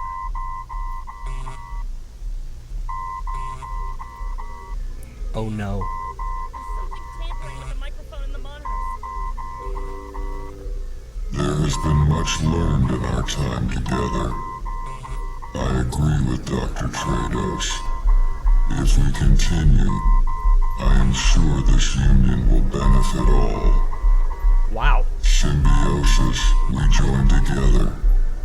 Let us sow seeds and watch what grows. Divine purpose. Let us show you. Let us guide the way. Join us. Join us. Join us. Interesting. Join us. Join us. Is that too loud for you guys? Join us.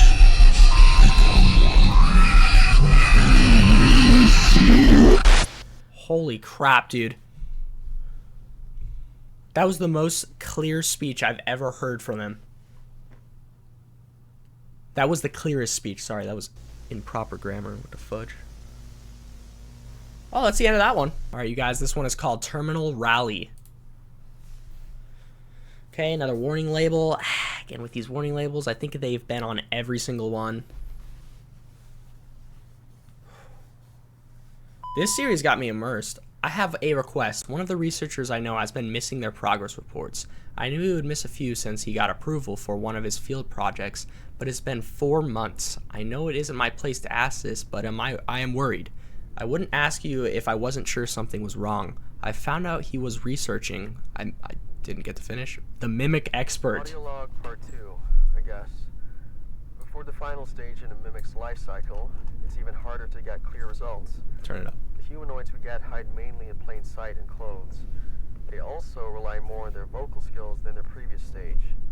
They use words to lure in people closer, although the extent of their vocabulary is very limited, only speaking in small sentences for luring.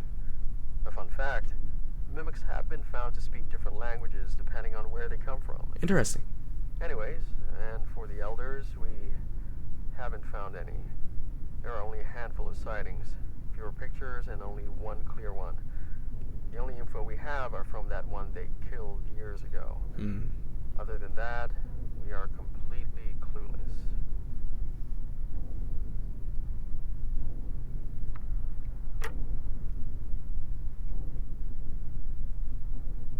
Personal log. It finally happened. I got permission and some equipment to go out in the field. Oh no. It's not much, but I can definitely work with this. I've got sensors, cameras, and even some stuff I whipped up. I'm heading to the location now to set it all up. No one else wanted to help, but that's fair for what I've got planned. I'll make another log once I've got everything set up. And log. Oh no, dude. Something happened. Footage recovered from Pharaoh's personal. Let me turn it down. Okay, everything is now finished up. I have some of the equipment at this main door. Motion sensors and the camera pointed right down here. That's the same door. It's not much from that one episode, but it will work for the time I've got. There are a few sensors and cameras in the other rooms as well. Basically, some nanny cams set up to record when motion is detected. And down there is main base. Basement is main base. And here is where I will be staying. I've reinforced the door, just in case. A bit messy, but it should work. It has a barricade as well. And if worse comes to worse, I'm not completely defenseless. Here are some lights I've set up to light up when one of the motion sensors gets triggered, so I can know which room they are in. That's kind of cool. Nifty little setup there. Of energy bars and water that will last me the 20-day period. The water doesn't fully work. The toilet does, though. Very thankful for that. Anyways, I guess I should go ahead and should do my job. Audio log, day 1. Everything is now in place and testing has begun. My activity setting up in this household has for sure drawn the desired attention. I made sure to make it look as if I have not left the house. Based on the location, I'm certain I'm in at least one mimic's territory. Set up sensors in several places in the house where I'm sure there's likely to be activity. The main entrance, the side door, basement stairs, the living room, bedrooms 1 and 2 and their closets, the kitchen, upstairs bathroom, and just outside the basement bathroom. When the sensors detect movement, it'll turn on a camera and record for as long as it detects movement. It will also turn on a light on my panel to show me where in the house the activity is. I also have a monitor set up in one of the bedrooms so I may hear what's going on. Okay. Now all that's left to do is wait. End of log. Is this a good idea, you guys? This is thrilling. This is going to be a blast. Oh my gosh. I also end this one as well. I'll return for day 2. What if something happens? I would like at least pack a shotgun or something. You need some like firepower. It's around 8 in the morning. Nothing on the panel yet. Been occupying myself with some books, writing. Yeah. He's so quiet. Shouldn't be too long here. The mimics know I haven't left. No one else in the neighborhood, so this is the most interesting thing going on. Just gotta be patient. Sorry guys, I'm gonna change the sound. If it sounds bad, I'm sorry, but I need you guys to be able to hear. I grabbed this as fast as I could to record. The front entrance light turned on, then moved into the hall. It's day 3, just barely. It's about 2 in the morning. They haven't moved too much.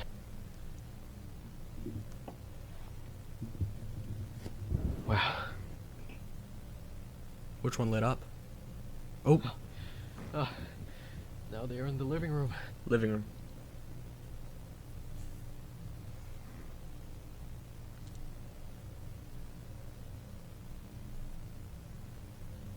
bedroom. Bedroom, okay. Turn it up for you guys. It's looking around. This is not a good idea. It's going to the second. Oh, never mind. Back into the living room. I'm going to see if I can listen in. This is terrifying.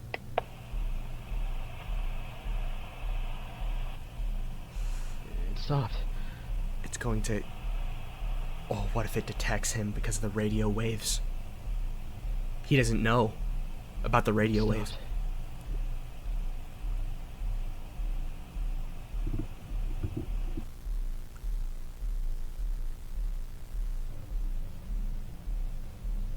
I'm back. It's been 2 hours. Nothing has triggered on the sensors. That means it hasn't moved. It probably hid. But I'm a bit suspicious. Why hasn't it moved at all? Did I scare it? The monitor doesn't make any sound. Something else?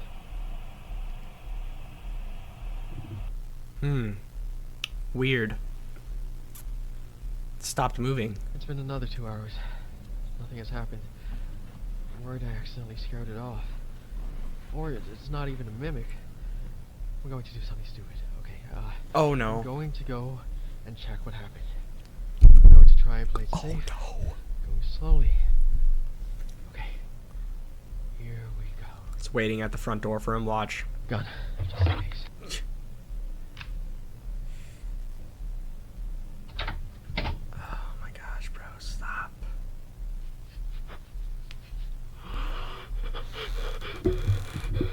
That was an elder mimic, bro. That was literally an elder mimic. It was waiting for him. Audio log. Day 3, so I thought about this. I think I need to abort mission. I'm not prepared for this. I need to get out. It turns out I have lured an elder variant to me. Oh no. Even worse, it knows where I am.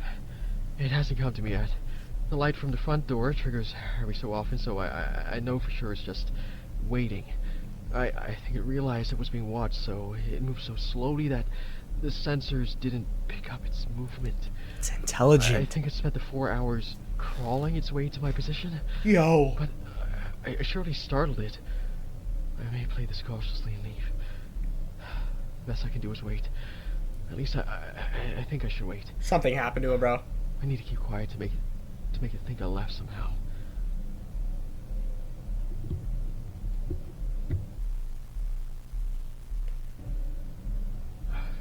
Day 6, 7 at night.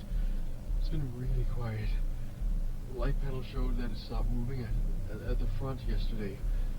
It could be that it left, but I know better. But still, what choice do I have? I have the rations to last a while, and I made sure before I started that in 20 days, HQ will send some people to come get me. I'm just gonna keep waiting.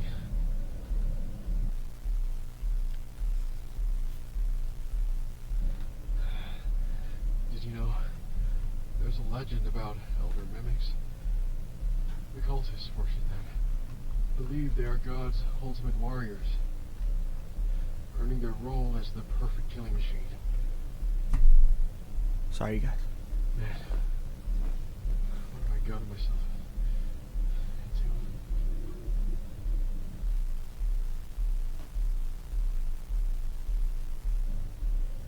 into? Day 9. No movement detected. I think it's time. I can't keep staying here. I'm beginning to lose it. Oh. I need to leave. I gather my stuff and leave. It's gonna wait for him. Be careful. I can do this. I can do this. I can do this. Okay. I've got everything I need. Oh, gun in hand.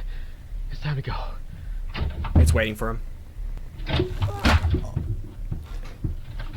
That was literally, bro, it was waiting for him. Fuck.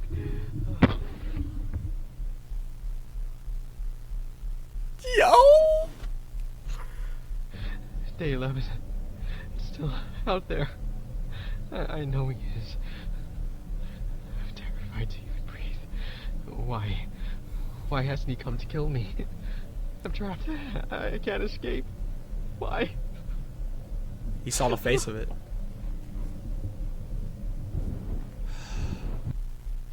This guy's gonna lose it.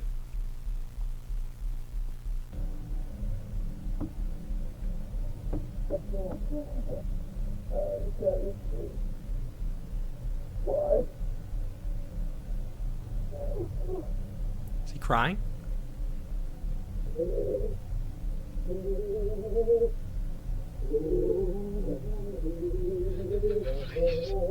Please stop. I can't.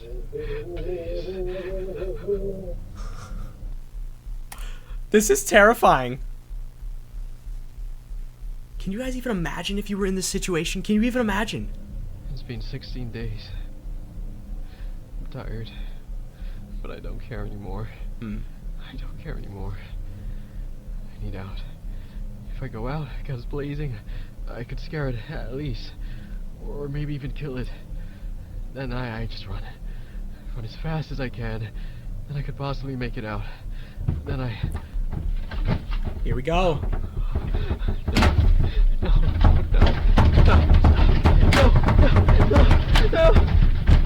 Oh, it's over. Oh!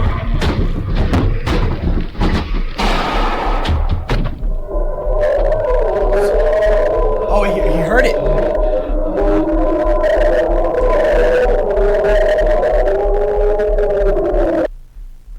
He heard it, I think. Day 17. I should have ran. I hit it. Right in the face. Nearly point blank. I heard him scream, then silence.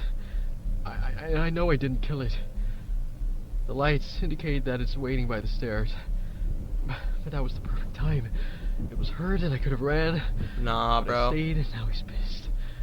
Oh, I fucked up. He heard me. I know he heard me. He knew I was going to run. I need to hold down until day 20. They will help me. Then I'm saved. Then I'm saved. Is he gonna last till day 20, you guys? Do you have hope for our protagonist? Do you guys think he'll make it to day 20? Day 20. It's still quiet. He made it. Food is getting close to running out, but it's okay. But they are coming for me. I know they are. Today's the day. Today I'm free.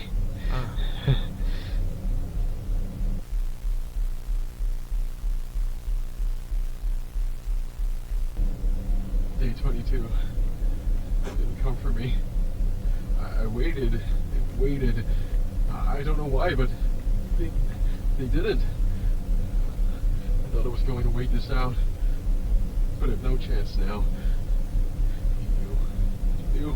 What do we do? No, he's the one who's waiting. He's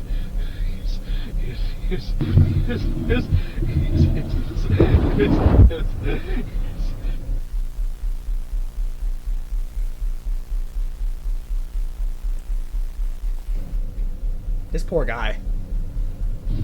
Watch him kill himself. Oh, sorry, I'm not supposed to say that. Watch him unalive himself.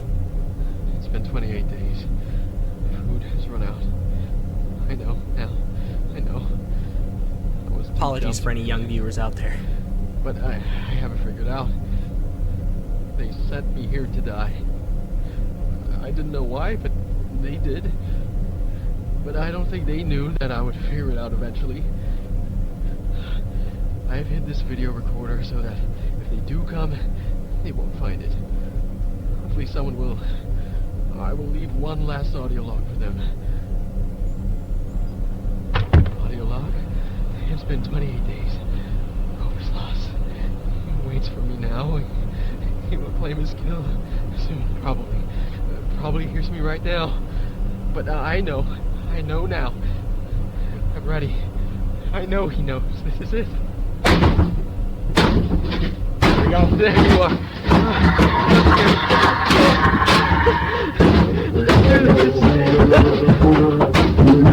What just happened? I can't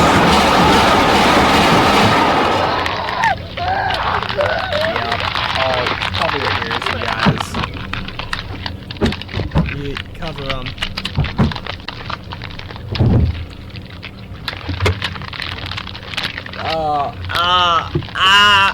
Oh my gosh.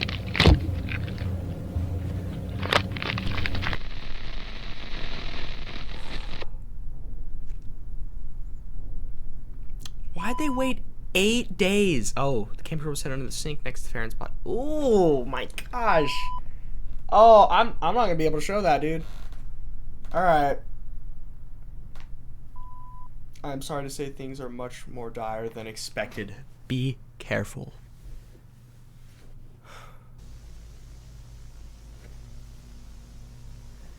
Dude, that was like the most depressing thing I've ever seen. This one is called Dire Measures. The classic warning. Here we go.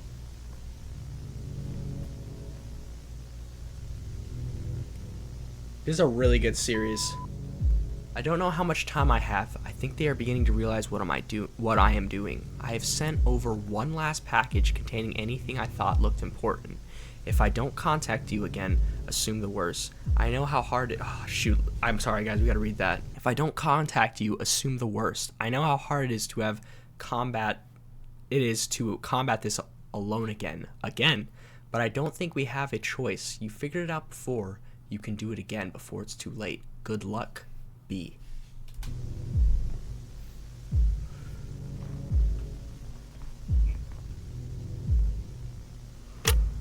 Carcass.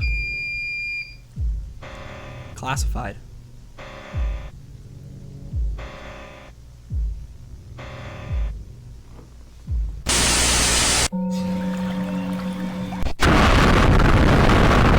Whoa. Sleeping is the body's way of taking a break, allowing it to grow and repair itself. Your brain goes through 4 cycles of sleep. I think it's 5, actually. Harvester bulb, now an acceptable size to begin testing. The bulb will now be transferred into a specialized holding cell designed for research of harvester behavior. Those things are scary. After the capture of New Trier Colt at Facility 0 and the securing of the entities, Team Alpha, Beta, and Gamma did a sweep of the facility contained were multiple items that were deemed of interest. 2 of those items were a living Vita Carnis, host of influence, and a collection of different types of powders. Oh, you think they were using the host of influence's spores to make that stuff? The flavor enhancer? Interesting.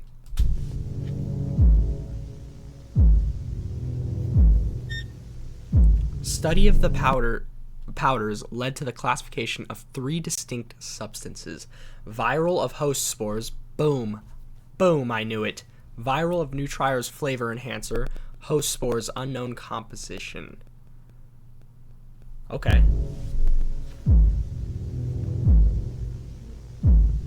Interesting. The host of influence was captured and contained at the Carcass facility for research purposes, the goal of being to understand the nature of the host as well as the use and purposes of the 3 powders to the New Trier cult. Sorry, I'm pausing. I want to read it. I'm like immersed in this story, this world they've built for us here. Those things look scary, bro.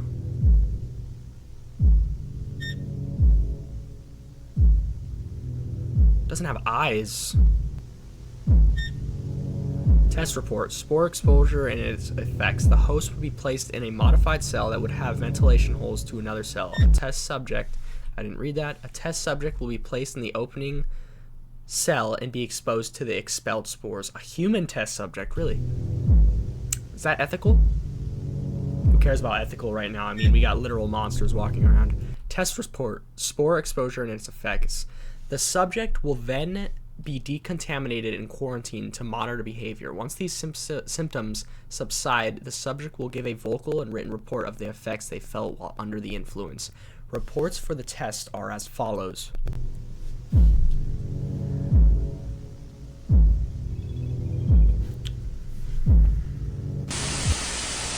Poisonous sting cells have hollow barbs to stun and eventually kill prey.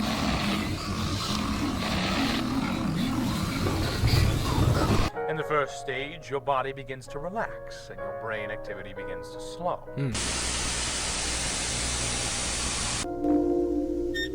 Bulb added to the holding cell. Once it was finished settling into its new environment, we shall start testing. Is it rolling around? That thing is so cute, bro.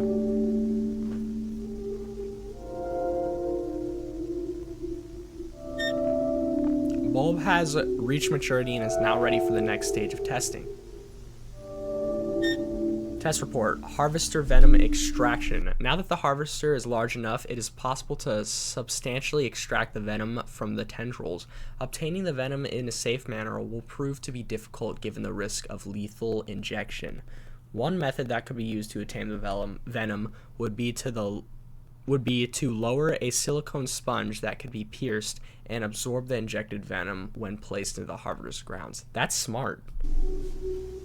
You see, that didn't even cross my mind.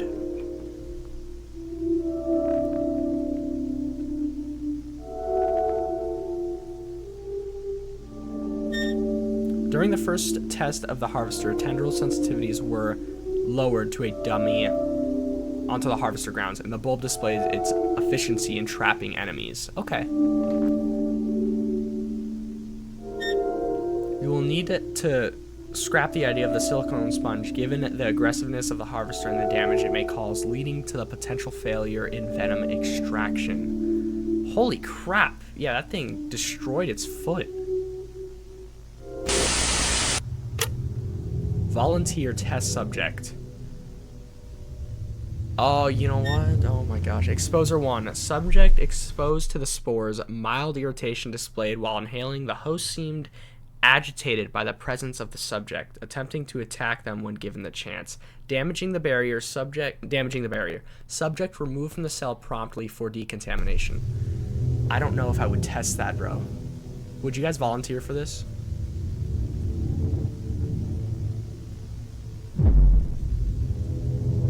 Oh, that thing is freaking out, dude. Subject quarantined for 36 hours until symptoms subsided. The subject under the influence waits at the door in a mindless state. Subject's symptoms have eased and is now ready for reports. Okay. I feel tired and I have aches in my legs and arms. I'm also quite nauseous. Not dizzy, but foggy, if that makes sense. I don't feel too bad overall. The worst I feel is very hungry and thirsty. Written report. To the best of your, this is the prompt, to the best of your ability, write down any form of visuals, auditory simulation, or other mental phenomenons that experienced during your time under the influence.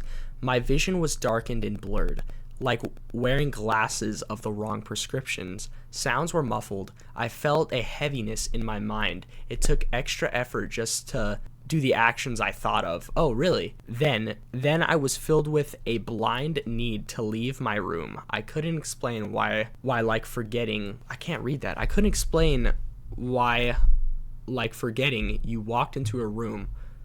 Okay, but instead it is forgetting why you are leaving one. Okay, my ears rang the entire time. Okay, bit of a word jumble there, sorry guys.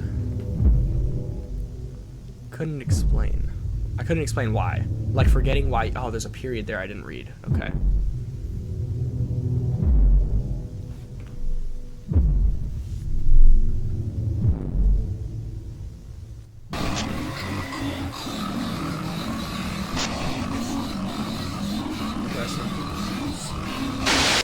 In the second stage, your heart rate and breathing slow, and your body temperature lowers. Given no safe options at the time, we resulted in sedating the harvester and manually siphoning out the venom. Venom extraction this way has been proven effective. Okay. So they sedated it.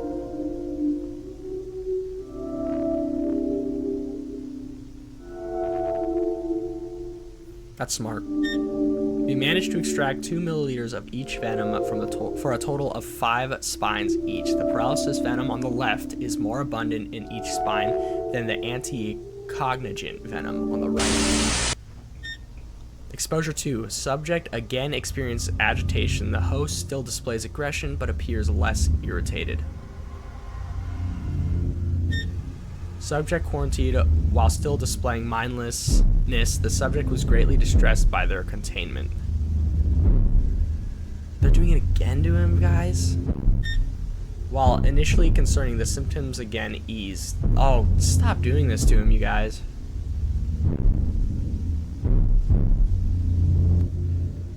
I'm much more, I'm exhausted now. My joints feel tight, and my muscles as well. There's a slight tremor in my fingers. I'm very disoriented, and my head is pounding. I'm also seeing silhouettes, and my vision is, I don't know, like if you looked at a light for too long and it gets burned into your vision. I'm getting better though. I think I should be fine to continue. No. Look at his picture, you guys. He looks just absolutely like a shell of his former self. My eyes can't read that. Everything was thrown out of focus. It was dark. I saw flashes of light just out of sight. The ringing was so loud, I thought I heard whispers. I couldn't tell. The ringing drowns out most noise. This guy needs to work on his penmanship. I can't remember anything I did after being locked up again, just trying to get out. I needed to get out.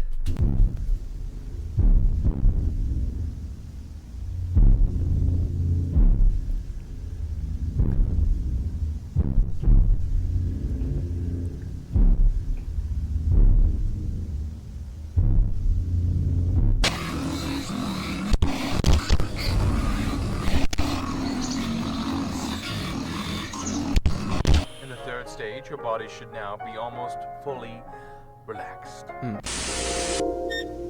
Production of venom vitals has been greatly successful. We have a consistent supply of each. Exposure 3. Subject displays unusual symptoms. The host appears to have mellowed out and has displayed curiosity for the subject. Really? While in the middle of quarantine, the subject began hitting themselves against the door in a means to escape. The subject was swiftly detained and restrained to prevent further harm. After the effects wore off, the subject asserted that they are willing to continue the test. Something is going on here.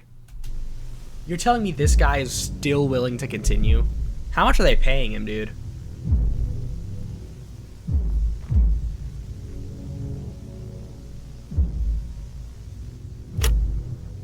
Look at him, man. It feels numb, like pressure. It's not bad. It doesn't hurt. I don't think so. At least I remembers something. I remember something. Can't pin it though. Like remembering a dream. It was bright. It was nice. I felt important.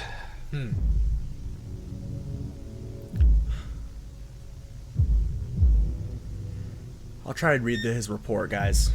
Best of my ability. I seen figures dance in the dark. I went to catch them. Why were they there? What do they want to say to me? I couldn't hear the whispers. So much ringing. I need to hear what they said. Why did they need me? Why was I called?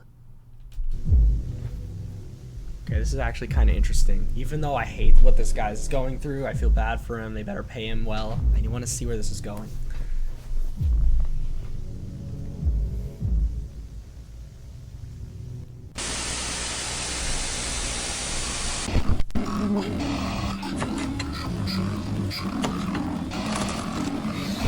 Okay, cutting meat, the usual commercials, fire. And finally, in stage 4, something strange happens. Brain activity begins to pick up again, and your eyes begin to rapidly move. This stage is called rapid eye movement sleep, or REM sleep. REM sleep is believed to be your brain working on cognitive function, learning, and memory. This stage also has the most likely chance you will dream. We cannot conclude the harvester's tendrils will not be triggered by trimming test subjects. I need to read that. While we could conclude other members of the Vita Carnis may also share this protection, more testing is required.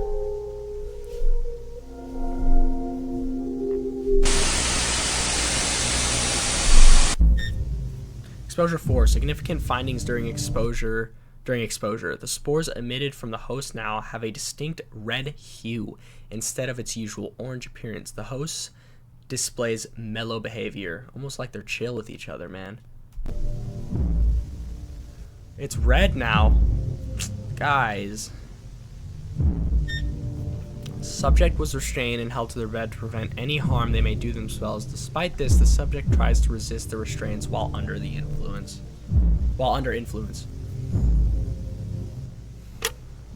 Look at him! I see it. It is dark, but a light so beautiful. I devote myself to the great truth, to stray from darkness and meet the light, for wonder and wisdom. I serve my Lord. I serve my Lord. I serve my Lord. I serve my Lord. What is happening? Given the clear mental strain on the subject, testing has been halted indefinitely. Good, bro. Let's try a break. But what are dreams? Oh, why did you do that?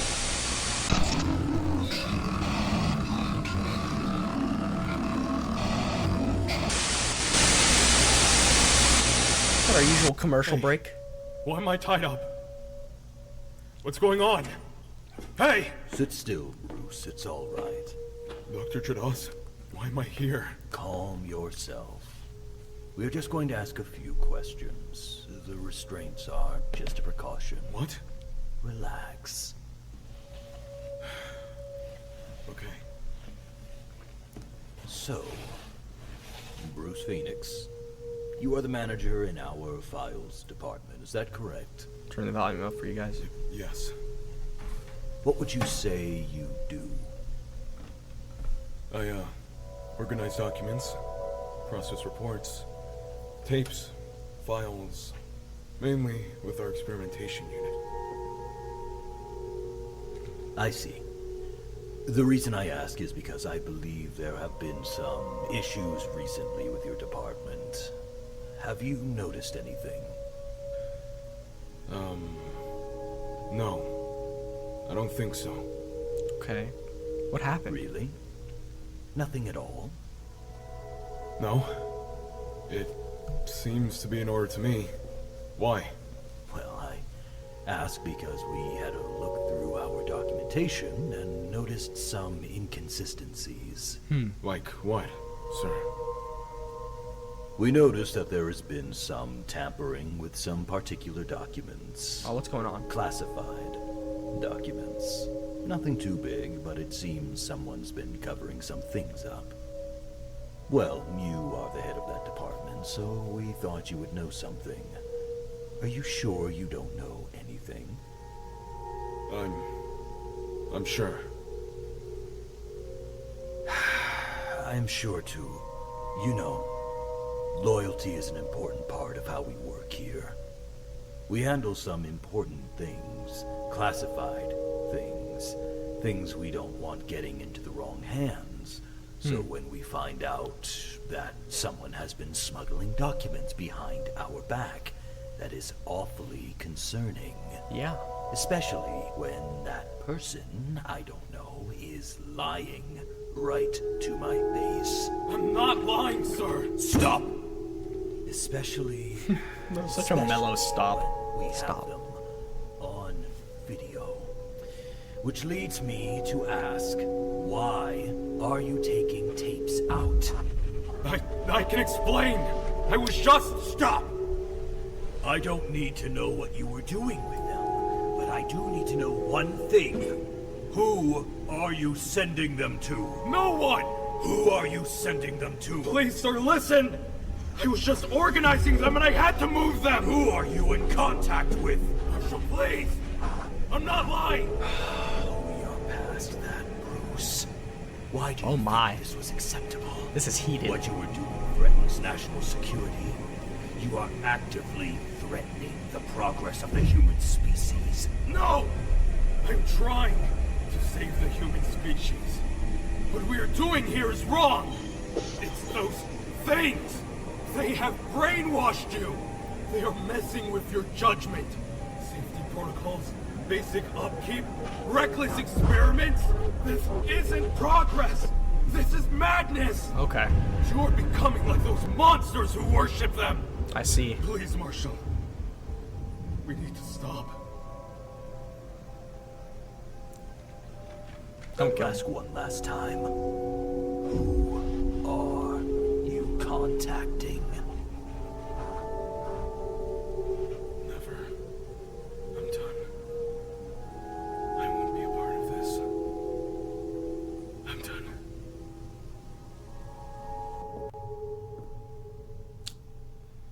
Cut the cameras. Oh no! Oh no, you guys. Have you watched some of the tapes of the experiments we do? It's interesting, some of the things in there. Did you know in harvesters that both of the venoms they inject are lethal? The neurotoxin doesn't just block the nerve signals, it directly attacks each nerve, causing sudden paralysis in muscles, moving deeper into your vitals. But for each nerve that dies, you feel every single thing. Oh no. But all you can do is sit in silence as your nerves burn away until your heart stops beating. That sucks. Your lungs stop breathing. Nope. And your brain shuts down. Great. Fortunately, usually the other venom causes you to bleed out first. Sir, what are you doing? Fortunate indeed. Sir, please. No, please don't. Don't! Please don't! No! I'm sorry, Marshal. No! Oh no.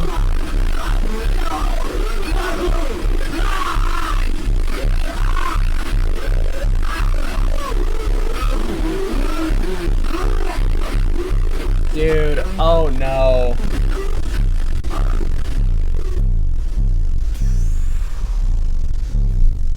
No. Everything gets slow, man. There goes the hero, bro. The true hero was him. Just trying to stop all this corruption.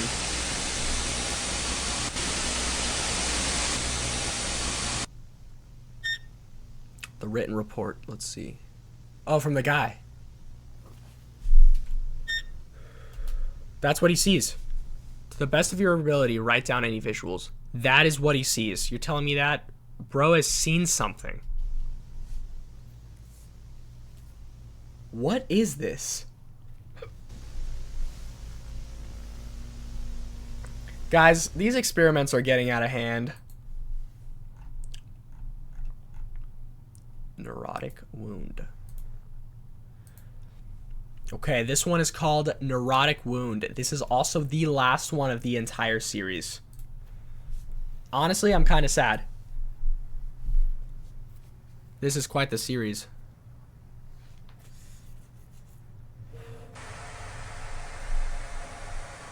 More regions along the west coast have become inaccessible.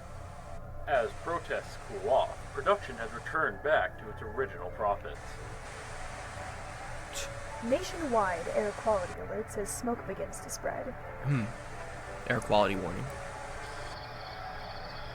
Oh no! Multiple sightings of migration have been spotted. Oh, it's dead. Oh. That cameraman is gone, dude.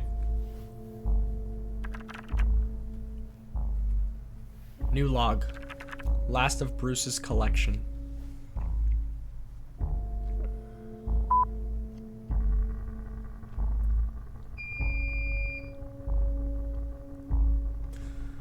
I don't know if I like Carcass anymore. Progress report, summary sheet. Following statistics of the summary report, this month's experimentation progress and results. I'm not reading all that to you guys. If you guys are curious, you can look at that. Meat snake skin sample testing positive. Okay, this is just everything we've already seen. Crawl DNA samples, abnormal, classified.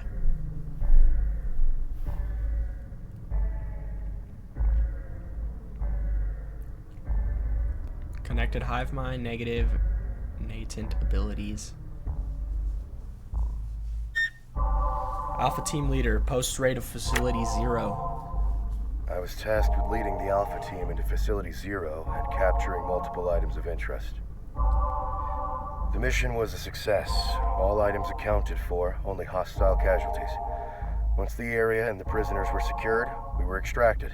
But something wasn't right. The mission went smoothly.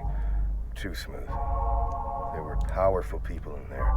Some seriously important people, but there were less than a dozen armed guards in the entire facility. It was also convenient.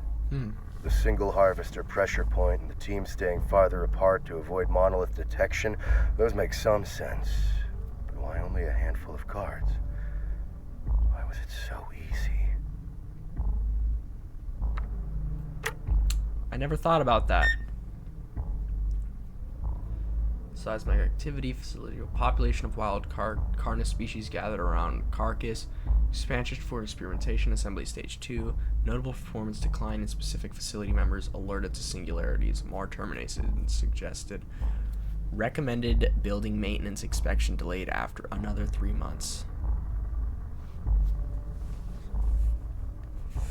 Guys, there's something bigger than ourselves going on here.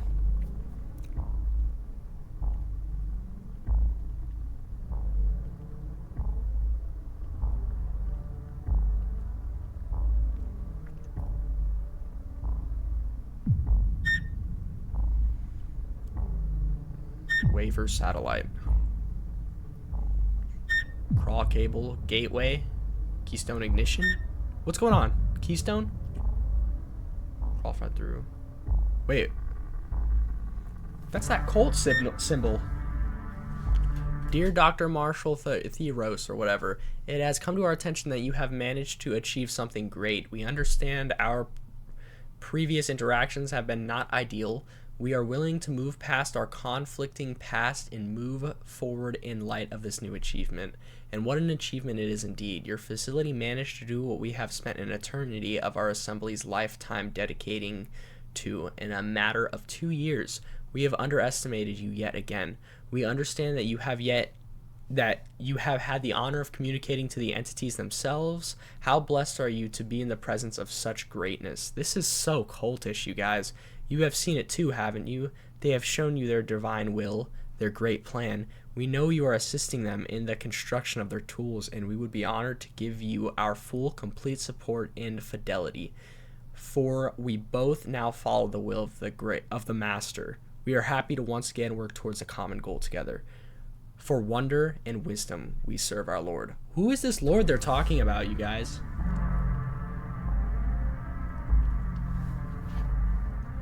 This is like crazy. Curiosity can lead to your downfall, you guys. It can lead to some unethical things.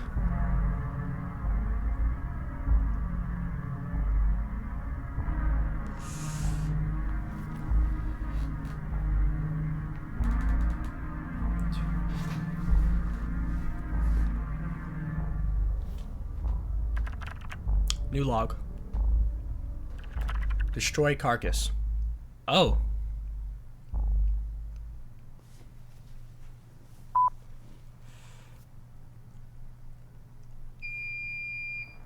Infiltrated circuit. Terminated employees.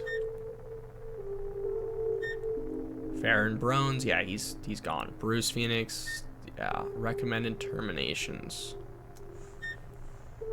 Rhodes, Fran, What? Those are all the guys that we're doing. As terminations continue, we will need to bring in replacements to compensate for expansion project.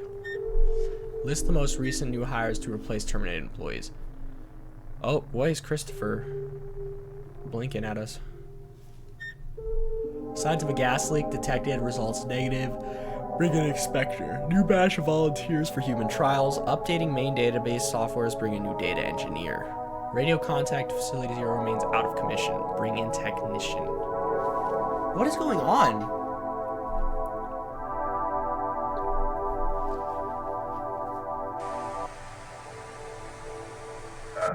Making sure that everything fits well into the new software. Sir, this is in progress with communications with facility 0.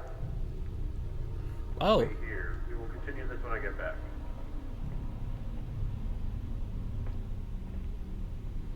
They're using human subjects to test their experiments on. This is like... This is a cult. For sure.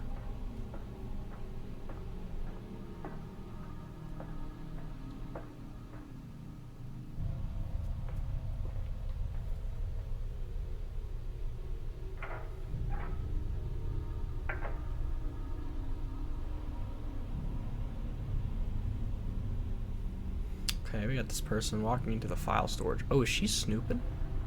She's snooping about?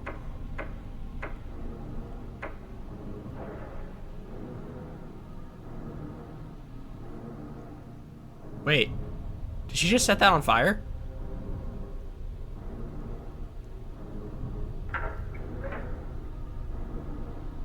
Was that a fire there, you guys?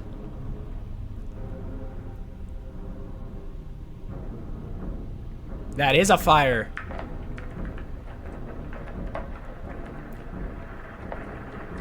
Oh, oh no. Oh no.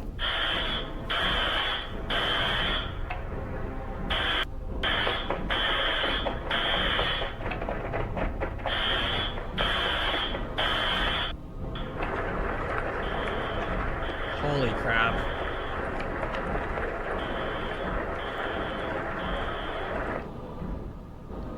She set that all on fire.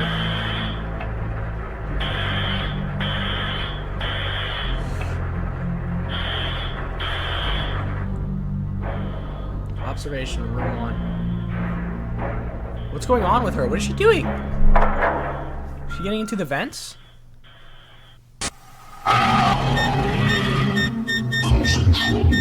Causing trouble. Beyond your understanding. Your effort is paid. We see you. We know you. Oh, bro. You had no choice, didn't you?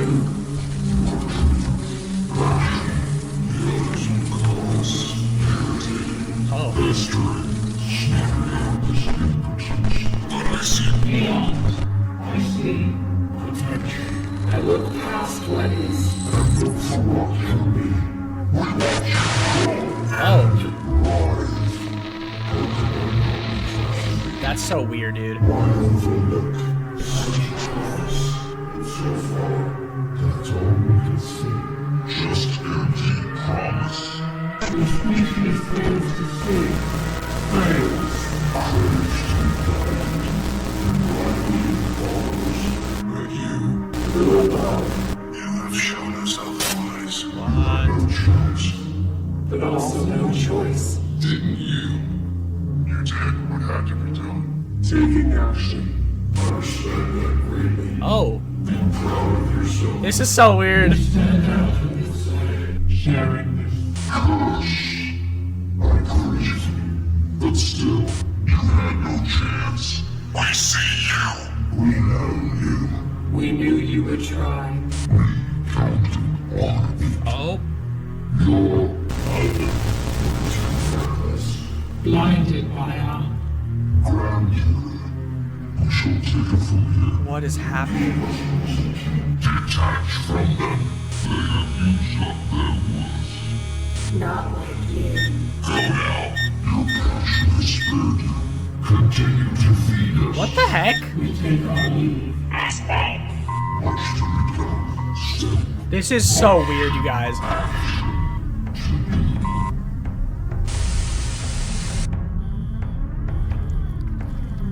What? Everything just dissipated.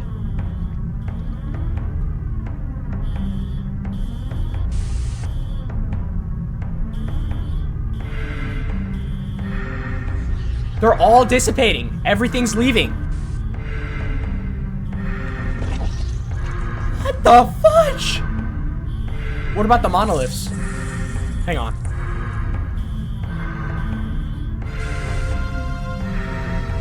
Harvester? It's all gone. Did that person just single-handedly save the human race? Holy crap. Show me a monolith.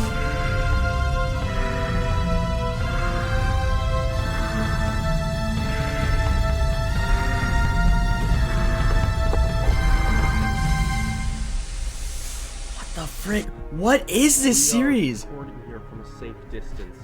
There appears to be large pillars of smoke rising from the facility. You can hear the emergency alarms ring. You can also hear what sounds like crashing coming from within the building as well.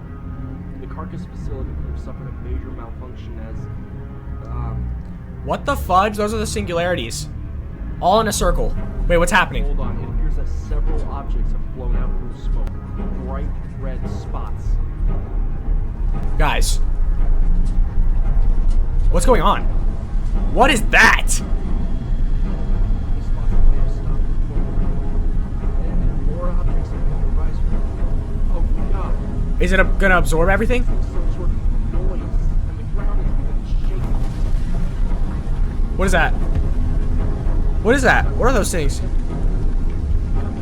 Are those meat snakes?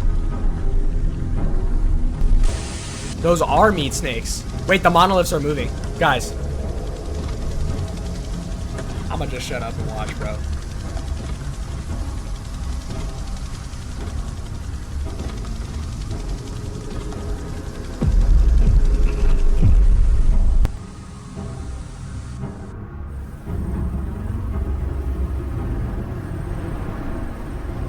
What is that?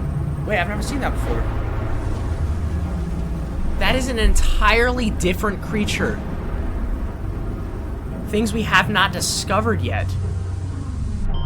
They are leveling everything in their path, and the number of casualties are unknown.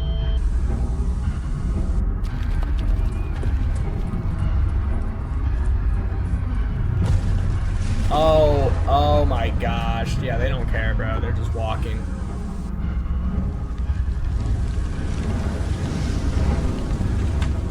What is that?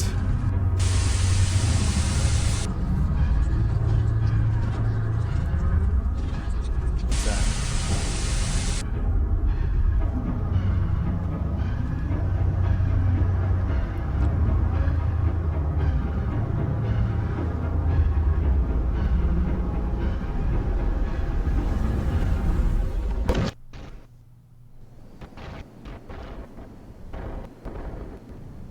Okay.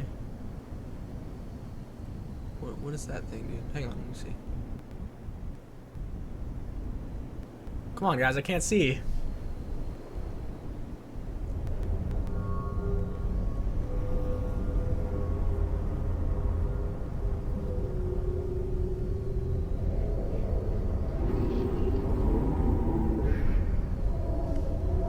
What is that thing?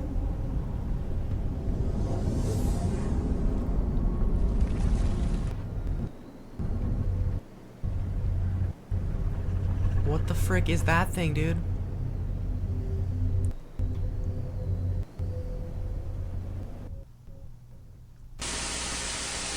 Don't end it there, please.